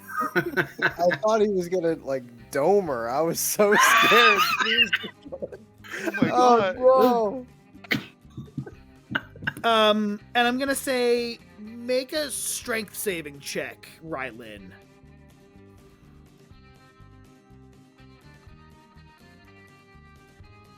Oh yeah, that's great. 8. 8.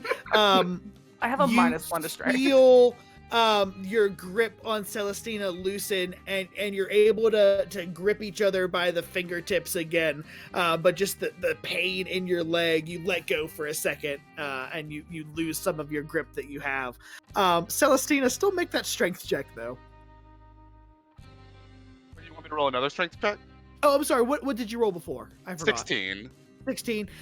So as you pull yourself up, you do come closer in the water, and you do see Rylin's face as it's just contorted in pain at the moment as you look up and see that you've dug your war pick into her leg. As soon as I see that, Rylin, you also feel that cold chill in the back of your neck, and in your mind you hear, "Oh my god, I'm so sorry, I'm so sorry, I'm so sorry."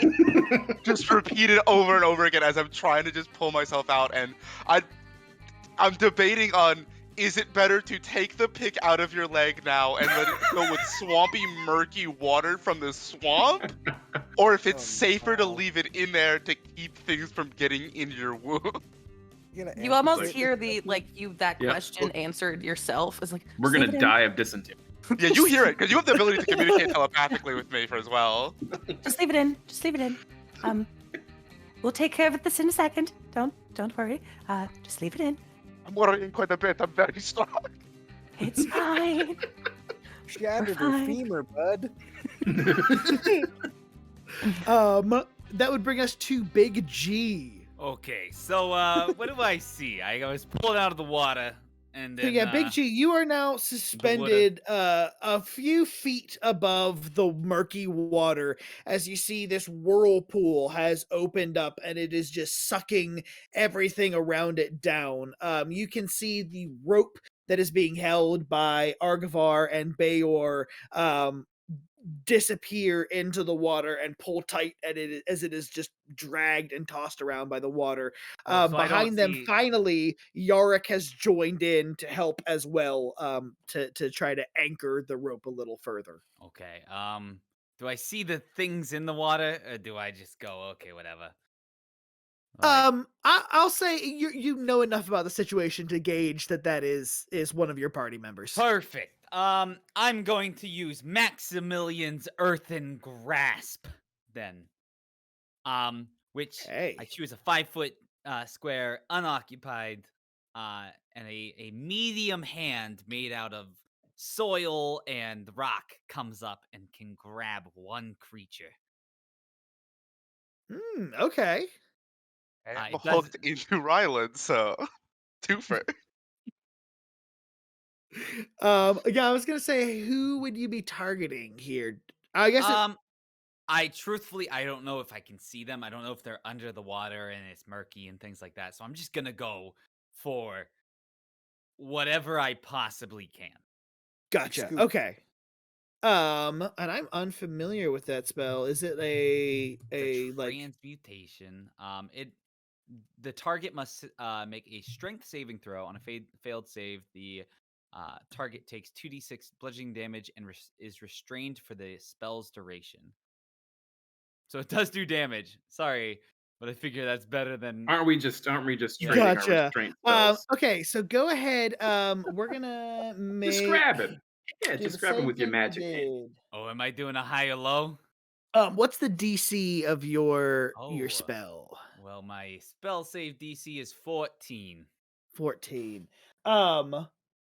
So, thankfully, you feel this earth hand shoot forward. This muddy hand emerges from the earth, and you can hear or sense see the impact in the water as it hits something. Go ahead and roll damage.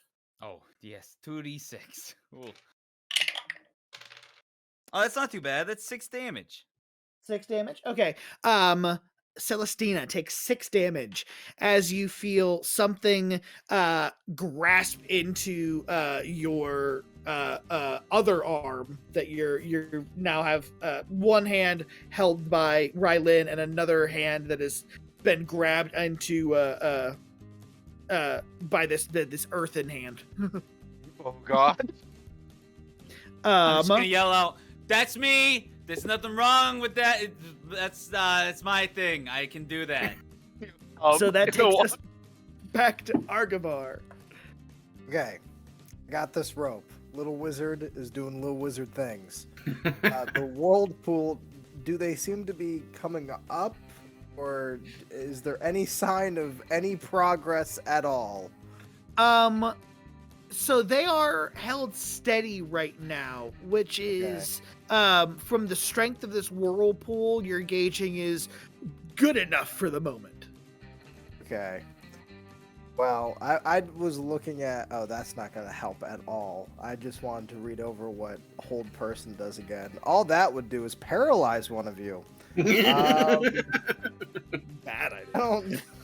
I don't think that's needed. You know what, gang? When in doubt, let's give this rope an old heave-ho. Fireball. For the best. Or, when worse comes to worse, I am a dragonborn. I have a breath weapon. And if this swamp gas bothers us, I could just blow this whole place to smithereens. So, let's just aim for strength. Okay. Here we go. And that is a whopping 3. Sorry, everybody. So I will Join say, the low score club. Here's I what had we'll a do, good just since we grip have and I a team of you that are pulling here. We're gonna combine because I'm assuming Bayor, you're gonna also help to pull the rope on your turn. So why don't we combine you guys and I'll make your check at the same turn here. All right. Oh, actually, question. Yeah. Can I use... Ooh, this actually might work really well. I was going to ask... maybe it won't. Because I have command, and I was wondering if I can command this stupid captain to pull his fucking weight. Pardon me. So he has... Do better! He is pulling the rope at this moment behind Okay. you. And he's part of this check. Okay. I was like, people are dying, man. Yeah, he did tune in eventually. It just took him by surprise. Okay. Bayor, what was your strength check? 16. 16. Unfortunately, Yarrick, you feel him be pulled by this force, and he bumps into you, Arguvar, which sends you bumping into Bayor and this Three Stooges chain of events. And the three of you lose some of your ground and slip further towards this whirlpool. that has opened up. That brings us to Rylin. Boils down to rope. Good, you had it. This should be the episode title. Rope. Extra rope. Yeah. So. What is a cantrip? Rylin, I'm sorry, you're also going to take 4 bludgeoning damage as rocks and debris and sticks and stuff are swirling and just knocking into you and crashing you about. Great. Next round, you get to meet the great I was gator in gonna the swamp. Yeah! I've been here. Oh, sorry. So I'm gonna now, she's going in and out with a little bit of consciousness, like the blood, the being hit in the head. She definitely has a concussion. This is not what she thought she signed up for.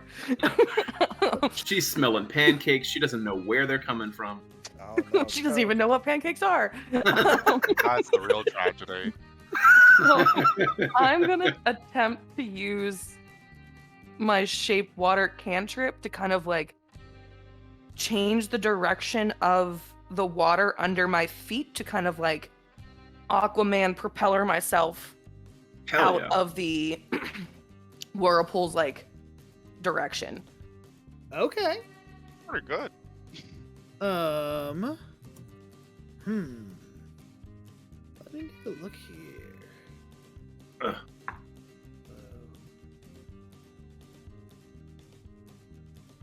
Okay, sure, yeah. Go ahead, make I'll say a dexterity check here. Or I'll say acrobatics or athletics too, if you're proficient in one of those. Whatever you're not bleeding from. Whatever you. No wounds, whatever you can do. Think the face. 21. 21. Yeah. So, yeah, you feel, you plant your feet into what you think is the side of the earth that has opened up, and you focus this magic underneath you and you use it to propel yourself. And for the first time in a minute or so here, you feel yourself break through the surface of the water. Make another strength check here, both you and Celestina.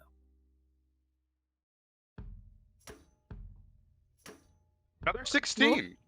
19 on the die for an 18 total. Okay, and thankfully your grip with Celestina holds true. As Celestina, you feel yourself get that breath of air as you emerge from the surface of the water. Quickly, let's say the other 3 on the rope make a strength check as you see them break the surface. Yeah, Big G. Am I within 30 feet of the 3 people on the rope? Yes, definitely.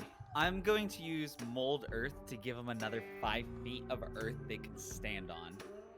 So Okay. they're not on the bank. Oh, excellent. Okay, that'll lower the DC then for the check. Yep. Nice. I rolled a 19. I rolled a 1. Yeah! Oh no. And unfortunately, Yarrick did not roll well either. So even with this platform, you feel yourselves tumble, and unfortunately, at this point, you lose grip of the rope as it slides between your fingers. I'm gonna give you Rylin and Celestina a dexterity saving throw, since you have emerged out of the water, to see if you can get your footing here on the land again. I'm so sorry. 23. Roll 20. Sweet. So both of you Flip onto use the that surface. momentum from Rylin's shape water as well to throw yourselves onto the land, and you reach and you grab a root and you don't let go and you drag yourselves back up. As Rylin, as you drag yourself up, you actually come face to face with Bayor, who has slipped and fallen in the mud as he's holding the rope. But yeah, you all, the whirlpool seems to roar for another minute as a large tree on the bank breaks loose and gets sucked down into it before it slowly comes to a cease. And it's just those calm, murky waters as you're all left panting and catching your breath on the bank of the swamp. A little help up here. Oh, I was. Big Yeah. G. Hold on. I'd I make let my him way over go. to wherever Big G is before even like fully checking on myself. I'm like, how can I help you? What can I do? Like, what are I'm you? stuck in poof. some vines. Yeah, I poof Can him. you jump down? I'll catch you. Yeah. I fall and just land on the ground.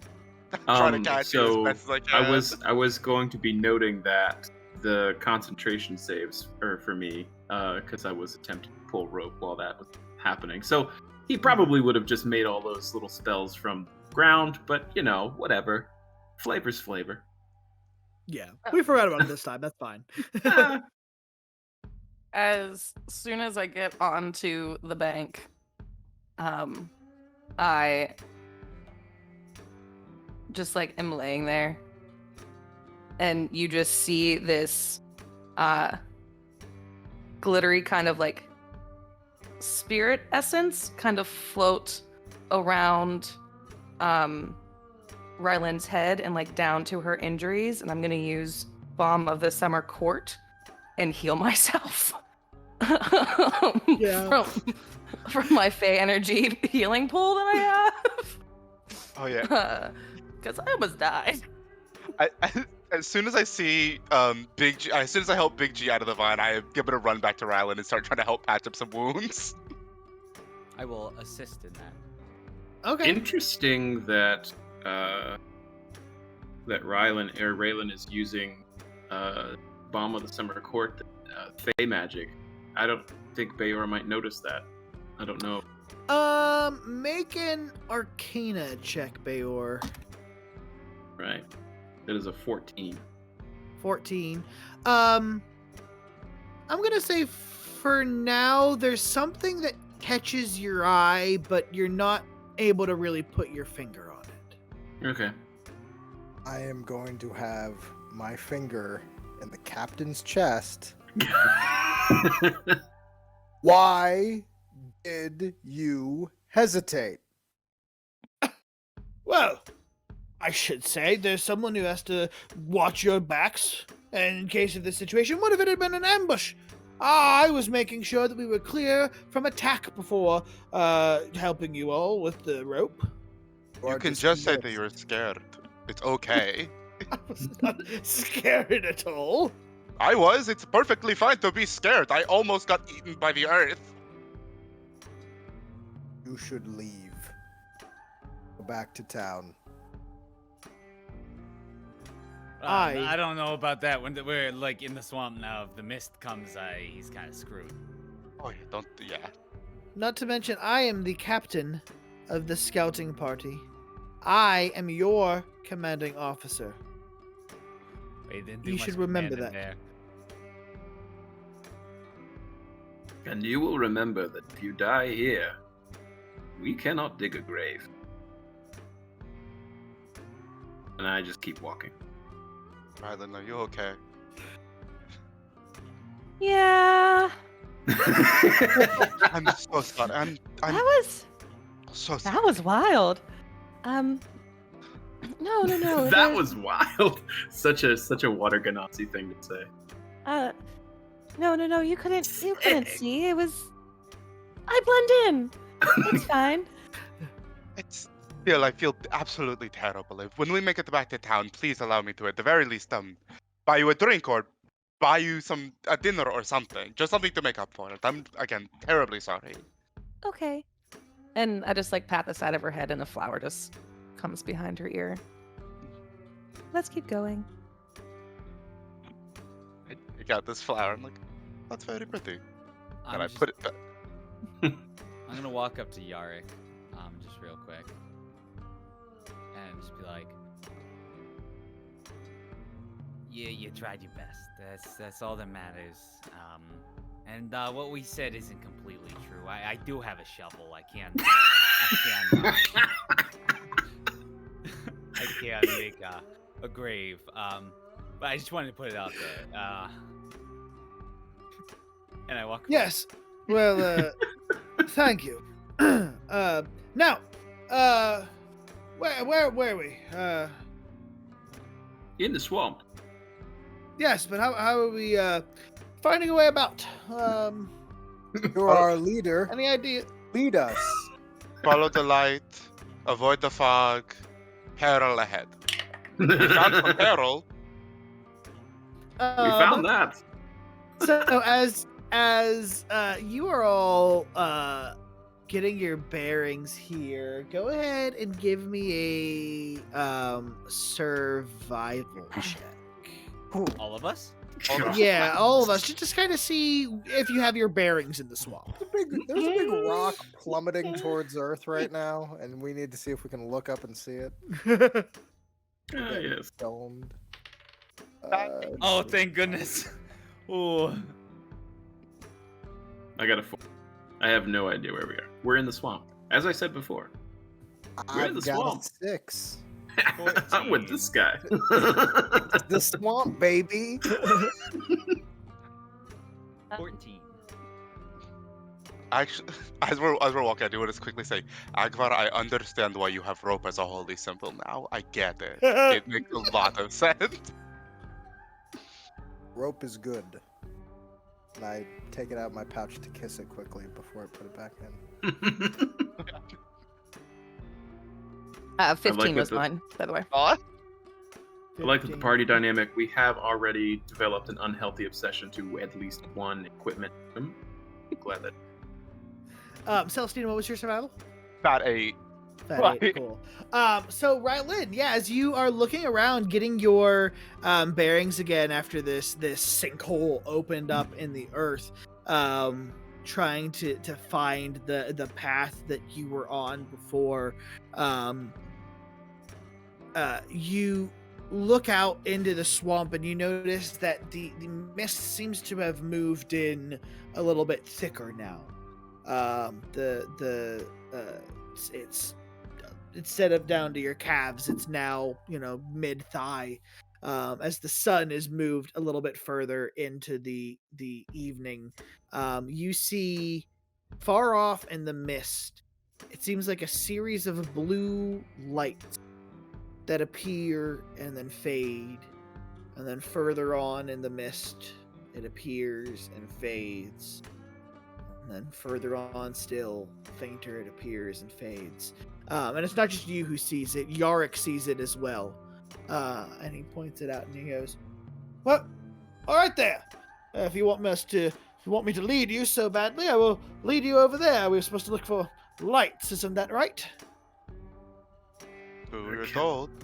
Can I really want to roll my naive Leon and probably won't have any idea, but really roll my arcane that I think I know what it is, but I don't know if my guy would. Give me that roll.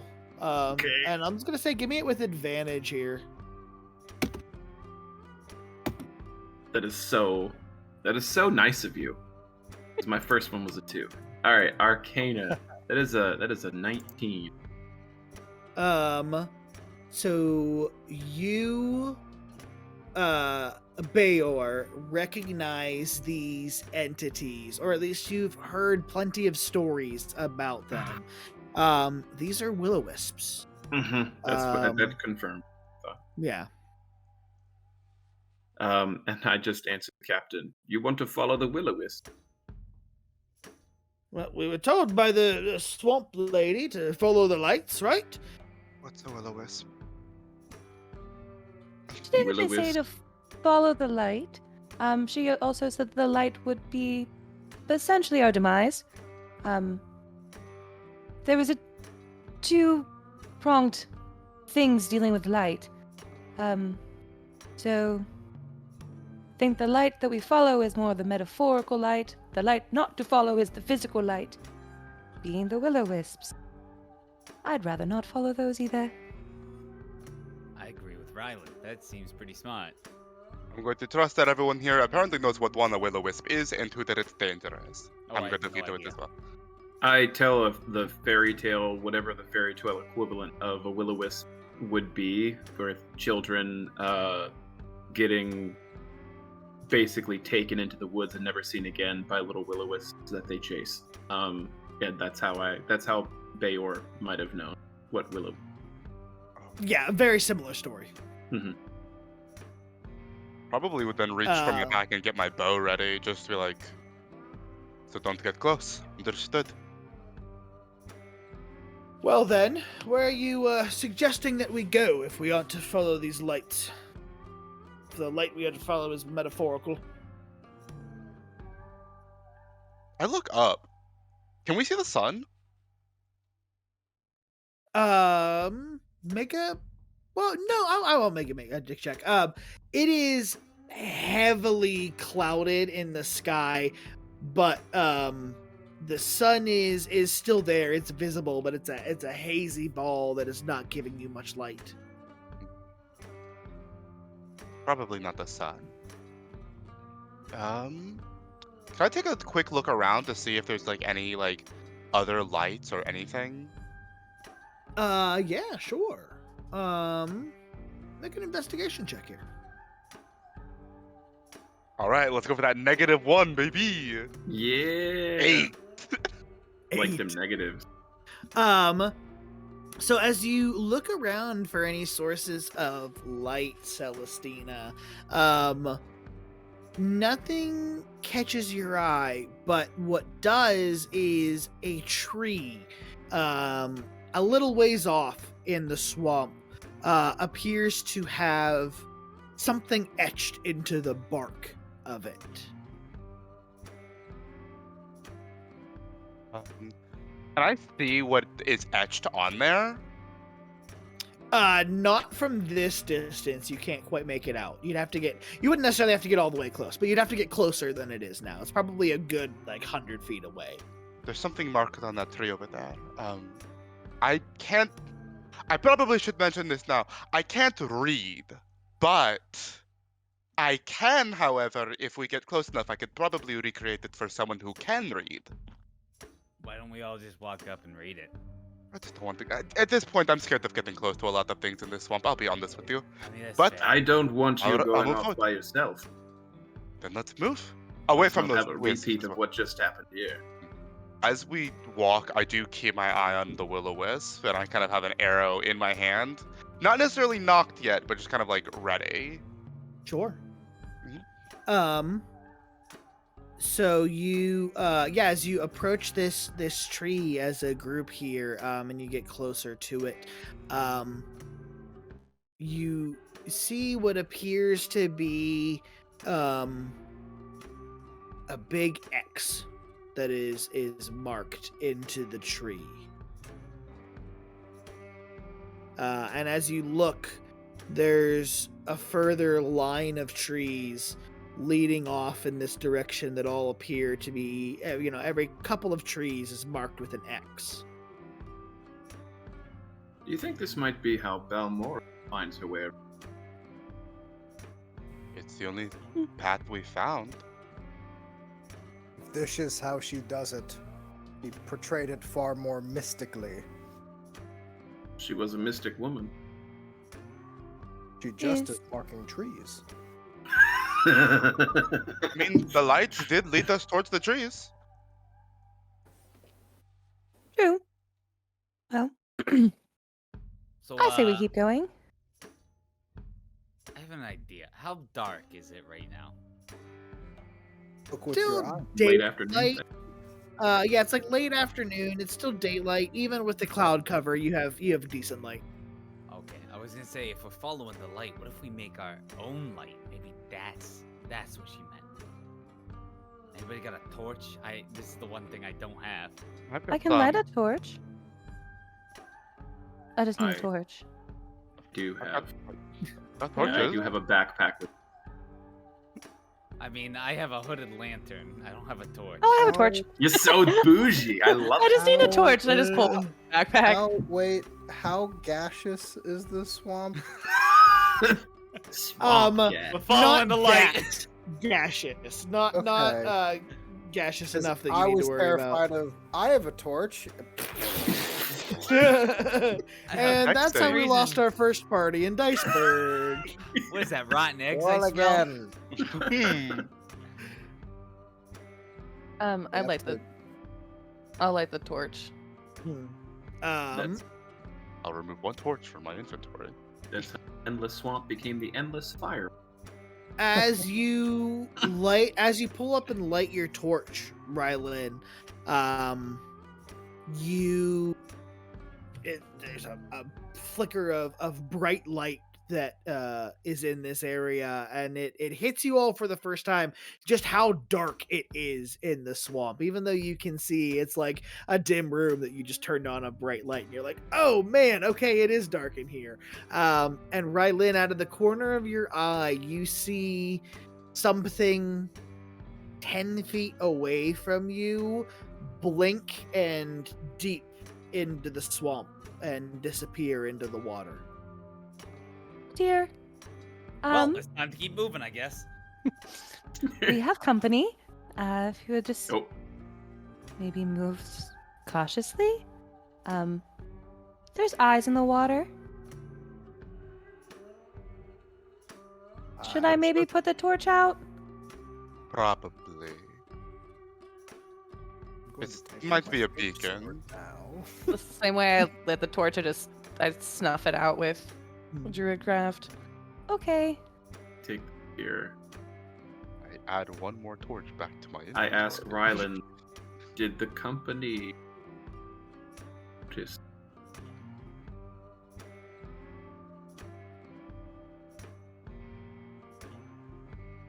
What? What? did the company notice that we know they're there? I don't think so.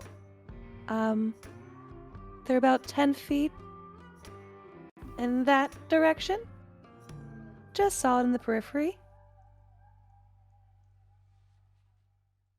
Let's not stop moving. I'd agree. And as you all push into the swamp following these little path of X's,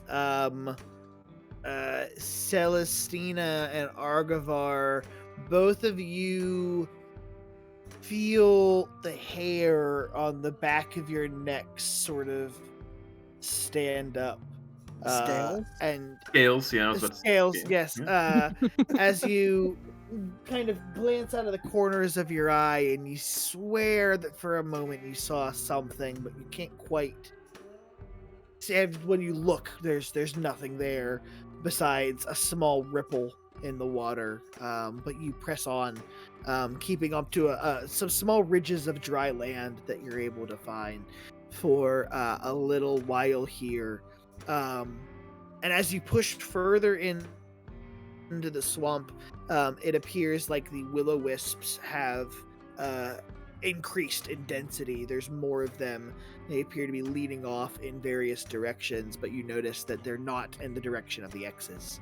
As you push yourselves forward, Rylin, you're actually the first to hear a voice from in the direction of the X's that you're following. You hear someone cry out, "Help! Help! Is there anyone out here?" Did you all hear that? Someone's. Did I hear that? As you push forward a little bit, yeah, it one by one, each of you pick up on the voice that somewhere out in the swamp, there's someone that's repeatedly just yelling, "Help! I'm lost! I don't know where I am! Help!" I would immediately try to help this person. Like, does it sound like it's on like a repetition kind of like loop, or is it different every time we hear something? Make a insight check. I would also like to roll insight. Sure. Do not trust voices in the dark. Mm-hmm. Especially One with thing I Willow learned- Wisps around.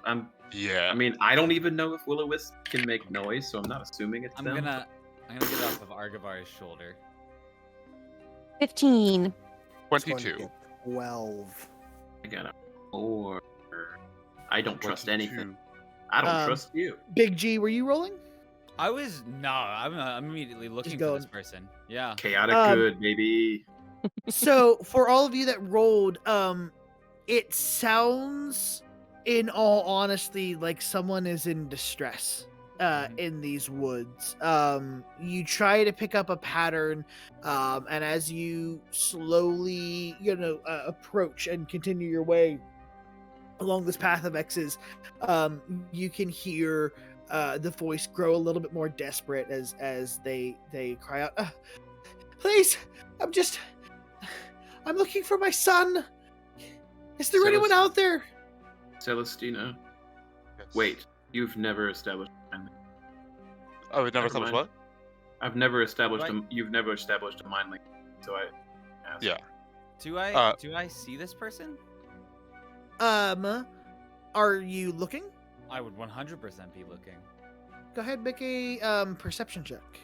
Oh, I'm also okay. definitely going to be following behind Big G to make sure he's, 1, not running off alone, Now, and 2, not running off at anything dangerous. let me ask you something. It is pretty clouded and everything. Am I gonna get my disadvantage to sunlight? Oh, didn't they just rule? Well, isn't there a new book coming out that gets rid of disadvantage to sunlight for all races? I think, but I was. I think we're gonna get rid of that. Yeah, we're gonna get rid of that. That doesn't make any sense. You have sunglasses. They work. Yeah, you're right. Yeah. Perfect. Now the sunglasses 5. are just there for show. A 5. 5.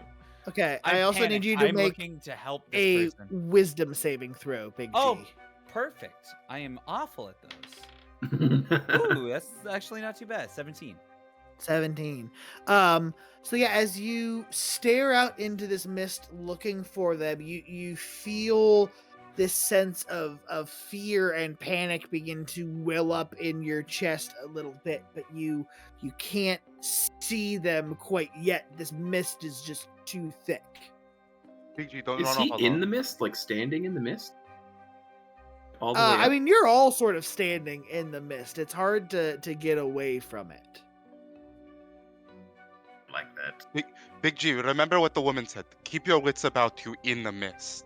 Well, I get that, but if somebody needs our Mm, help, we should probably Big G. help them. Listen, we can still help them, but don't get carried away here. I'm not getting a good feeling from this place, and I think it'd be best, at the very least, if we're going to search for someone, we don't do it by running off alone. You're right. As you say this, Celestina, you hear Yarrick go, "There!" As he points into the mist. I need you all to make a perception check for me. Chop his hand off as he points. Ooh, Oh, that's so much better. 15. 17. Nice. What? 30, 20. Nice. that's a crit. Let's Nice. go, baby. Oh wow. Wait, did we both crit on the same thing? That's Yeah. a 5% chance. Any we're of gonna us hold get hands while we under do it. 16? We both see. We thank you, Yarrick. So Yarrick has pointed, and in the mist there appears to be far, far away a figure of some sort. As you see Yarrick sort of leaning in with his body as he turns around to all of you and goes, "Well, this might be a member of our party. We have to go save Yep. them." I try to reach out or put a hand towards Yarrick and I say, wait. Let it get closer. And how far away is it? It's a good probably 100 or so feet through the mist, that you're just now able to make out the form of this figure. And now that Yarrick has pointed out, you can see them like going back and forth, and they disappear further into the mist for a little while before they reappear. Let's not run at it, but So And I I- have Oh. I have an awful idea. A great idea, but awful idea. I love it. Um, A Grinch smile included. So, I could probably lead them towards us, but that would lead them towards us, and if you're getting the good bad feeling, then when it gets within 30 feet, I'll try to talk to it. But okay. if you want, everyone, be ready. Well then, I am going to 30 feet in one direction. That the thing is, I'm going to use my minor illusion, and since it's improved minor illusion, I can make sounds with it. And I'm just gonna start setting off fireworks in a 5-foot cube.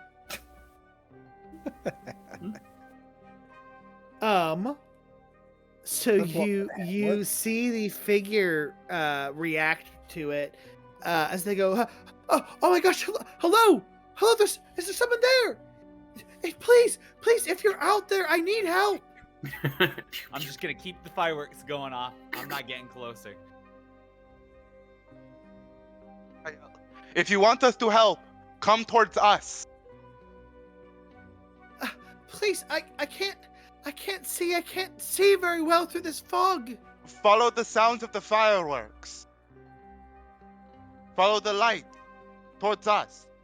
And you see this figure as how far away are the fireworks from you? What's 30 the feet. range? 30 30 feet. Okay. That's as far as I can do it. So you see probably about 50 feet away when the figure is 20 feet past the fireworks, her form solidifies a little out of the swamp. And you see it's a woman, and she has her hands up as she is reaching, like she doesn't really know where she's going. And you recognize this was the woman that was fighting with the dwarf that you talked with earlier in town, the one who left an hour or so before you. And she is squinting through the fog as you approach, and she goes, hello, are you from the town? When did she get within 30 feet? If she She's probably still like 40-ish feet away. She's slowly approaching now that she sees you past the fireworks. She's slowly inching her way forward. Yes. Are you hurt? As soon as she hits that 30 feet as well, that's when I'm gonna immediately establish. Like, she'll also feel that chill, and immediately in her mind she goes, "Are you okay? And where did you come from?" Specifically asking that question to her. And in your mind you hear back, I'm okay physically. I came from Three Rivers Watch. All right. Hearing her say Three Rivers Watch is kind of like putting my mind a little bit more at ease. And this time I say it out loud. Are you alone, or did you come with a group? No, I came alone.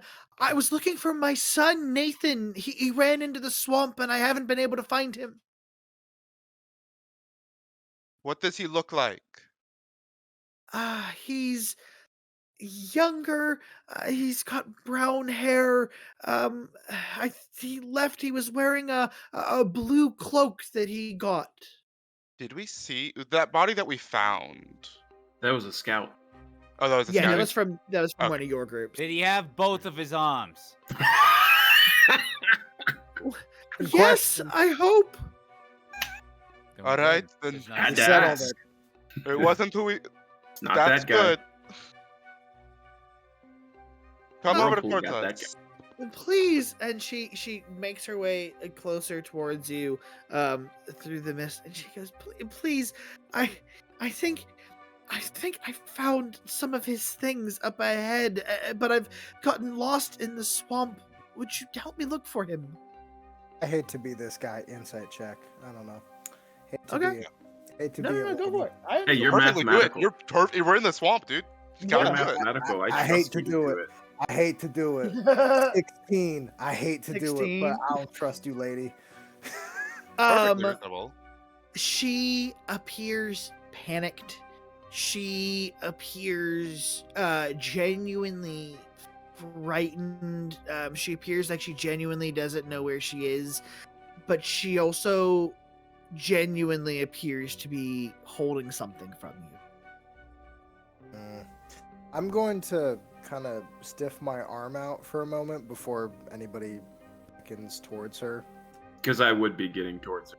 Yeah. How long have you been searching for your son? I've gone into the swamp an hour or two ago, and I've been trying to find him ever since. I am going to approach very slowly. I am going to be casting a spell, and it will help us reveal anything that might help your son. And I'm going to start motioning very slowly, but you see me kind of start to put my arms up. It's kind of, I'm okay. But I can get within 15 feet of, actually, how close? Far, I don't want to get when this goes completely Cthulhu-y on me. I don't. Oh, We're all thinking it. okay. Cool. All right, nice. I am going to kind of hold my hands up, and from that distance, I am going to cast Zone of Truth. Yeah.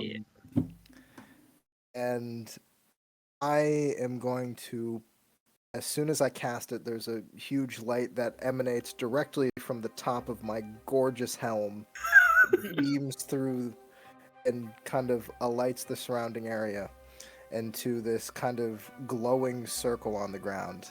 I'm going to motion forward a little bit. I don't have to be in the zone, but she is. And from there, I'm going to go, now, tell us everything about your son, about how you got here, and what your intentions are. And she looks at you sort of with a puzzled look on her face. And looks, is there like a visible mark on the ground at all, or is it? I've always portrayed it and always seen it portrayed as like there's a little kind of gold shimmer on the ground, like a gold circle. I dig it. Yeah, a little 15, little radius, little circle there. And you see her look down at the circle and then look back at you, and she starts to step into the circle when from off in a distance you all hear another voice, this one younger, that starts yelling, Mom, I'm lost. And she looks up and surprised almost, she says, that's Nathan. And before she can respond to your questions, she is off into the swamp. Wait, no, don't run. Big G, start making your fireworks again. And I yell at, or in the woman's mind, she hears immediately, stop moving now. Let him come to us. Make a persuasion check. Another fat 8. All right. In your mind, you don't hear a verbal response. You just hear her sort of shrug it off as she has lost her son, and this is the first glimmer of him that she has found.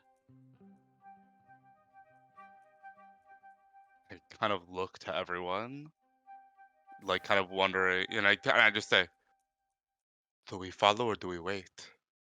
There are rules here. We must abide. She breaks them. We can do nothing for her. We can try. Here's an idea. We're the party with the most amount of rope. That is true. Tie all of our rope together, tie it to her. She goes, grabs her son, and we pull him back. Point of order on that one. I think she's already gone.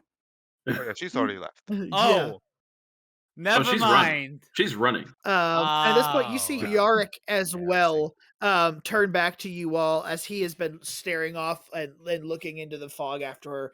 As he turns back and goes, "I don't know what you're waiting around for. People's lives are at stake." And he turns Do off. you wanna and take the he rope? Takes. Yarrick, wait, hold on. You, Hey, listen. If Yarrick, my man. if he turns, I'm going to be in my zone, which I don't believe is zone of truth concentration. Yeah. Is it? I think so. Feels like it should be. If you haven't done anything else yet. Okay. Yeah. Well, It it's not a regular doesn't concentration say spell. it is. It just says casting time 1 action duration 10 minutes. Oh, Yeah, Nice. if you're Oh, on D&D Beyond, it will have a little C next to it if Right. That's coming from Roll20. Okay. Well, if it's not concentration, then when he starts running, I'm going to cast command on this bitch and command him to approach, as in turn his ass around and come Gotcha. back.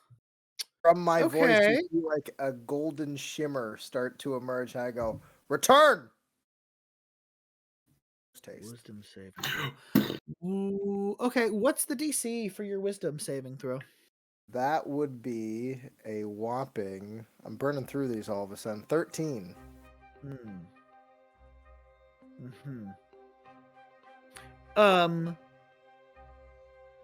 Arguvar, you call out and speaking your command for him to stop, and you send out your magic, and you feel the magic echoing through your voice as it travels through the air and hits him, and what should have wrapped around his body and sunken into him with this magical command, you feel it almost brush over and around him as if something else has gotten to him first.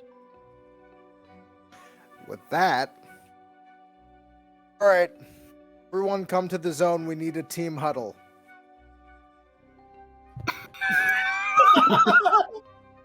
Thank you all for coming.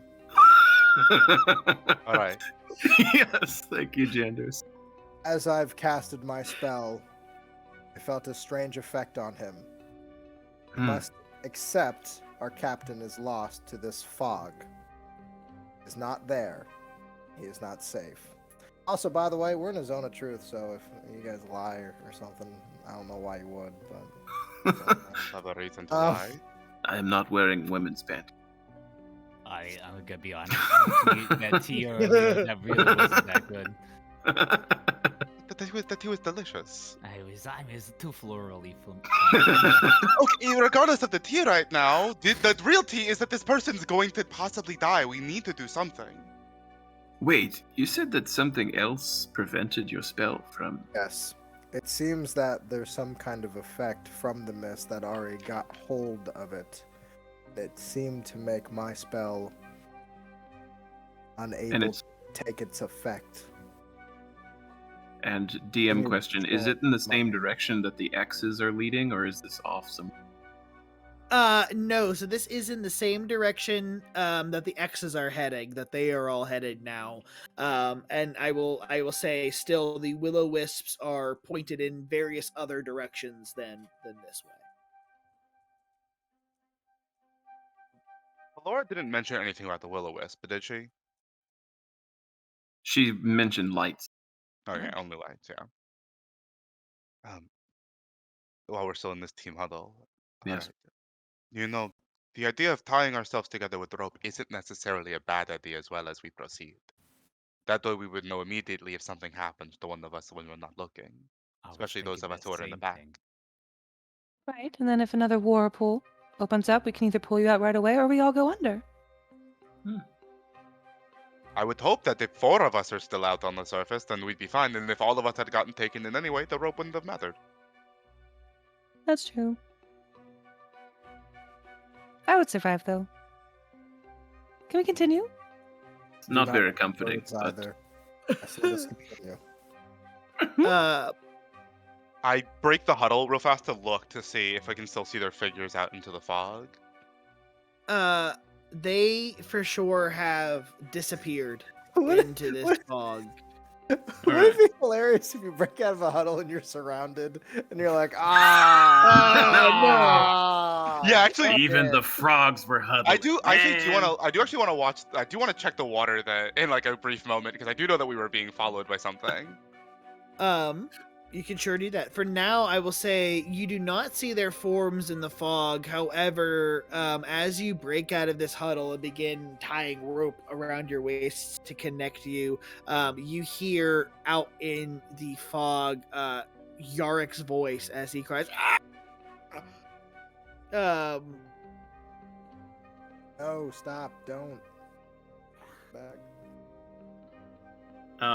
And in an attempt to comfort the group, I say, there are rules everywhere we travel. Rules may change, but if they are, we can still go ahead.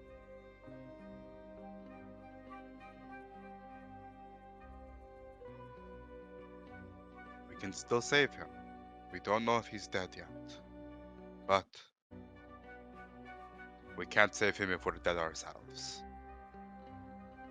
We need to get out of the fog or find a way to clear it.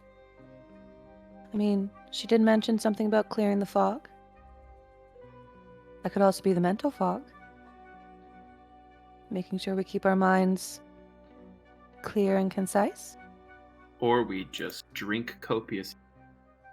Our mind Both? will be too foggy to end. Both of these are That's good not my ideas. idea. I did not actually say that. I don't know how I would, but is there a way that I could try to like kind of just calm down and clear my mind a little bit? Just like kind of push out like the sounds for a moment and just kind of like I guess as a monk try to like find a moment of like zen and peace, just kind of like setting You myself. sure can. And I will. You drank the tea, right? Yes.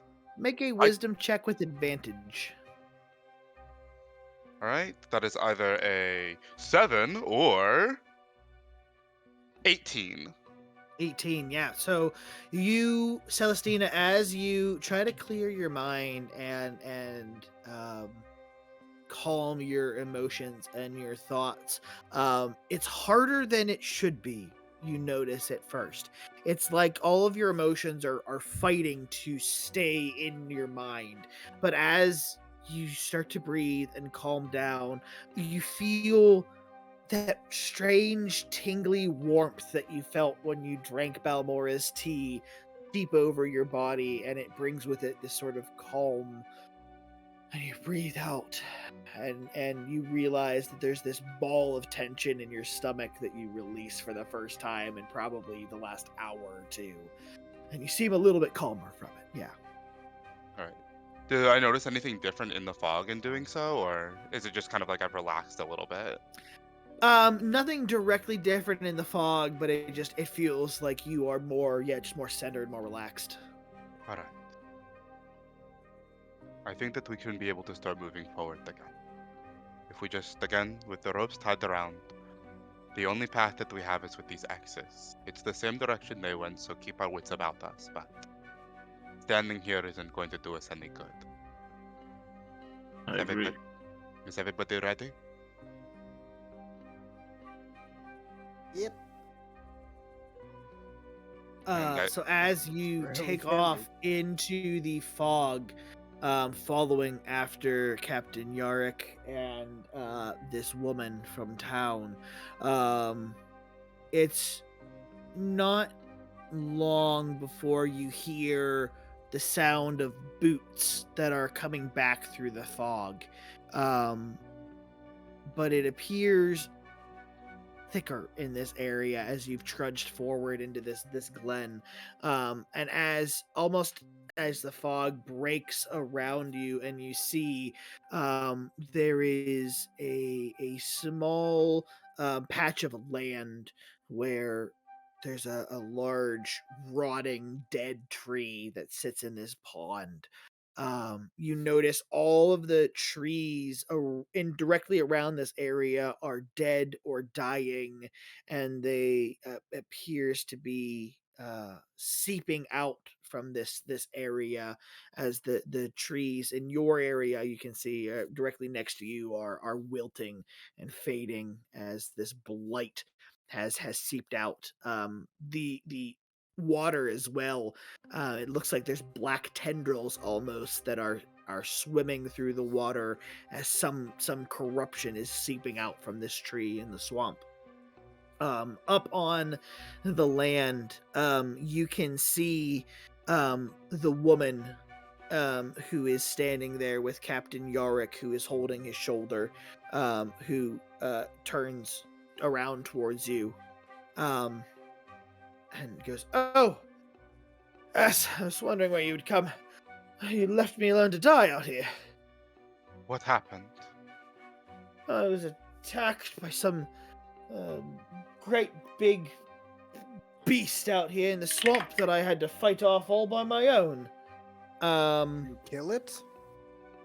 Fuck. All of you know that he is lying. I was about to he insight rolled- check this man anyway. He rolled a natural 1, so your passive insight does it. He is lying. There is something off about Yarrick as he moves closer. But he's holding out his hand to you all. And as he does so and holds out his hand, I need all of you to make a wisdom saving throw. Glad I make those at advantage. Oh, jeez. Not 1 or 12.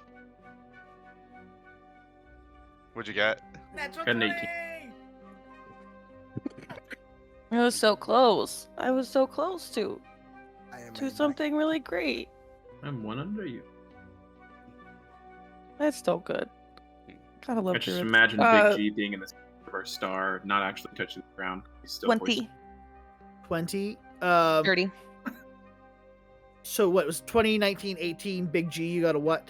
Natural 20. Natural 20. No, 21. So as he Well. holds out his hand, all of you get this idea that no, there's something not right about this guy, except Celestina. That feeling fades immediately from you as it's replaced by a calm feeling of, no, this is our captain. He's just trying to help us out. I am going to take out my sword and fuck his good golly day up. I'm going to slash on him. I cut my Swing. rope. Yeah, Okay. I swing. So, go ahead and make that attack, Arguvar. I shink. I wanted an excuse. I'll admit to it.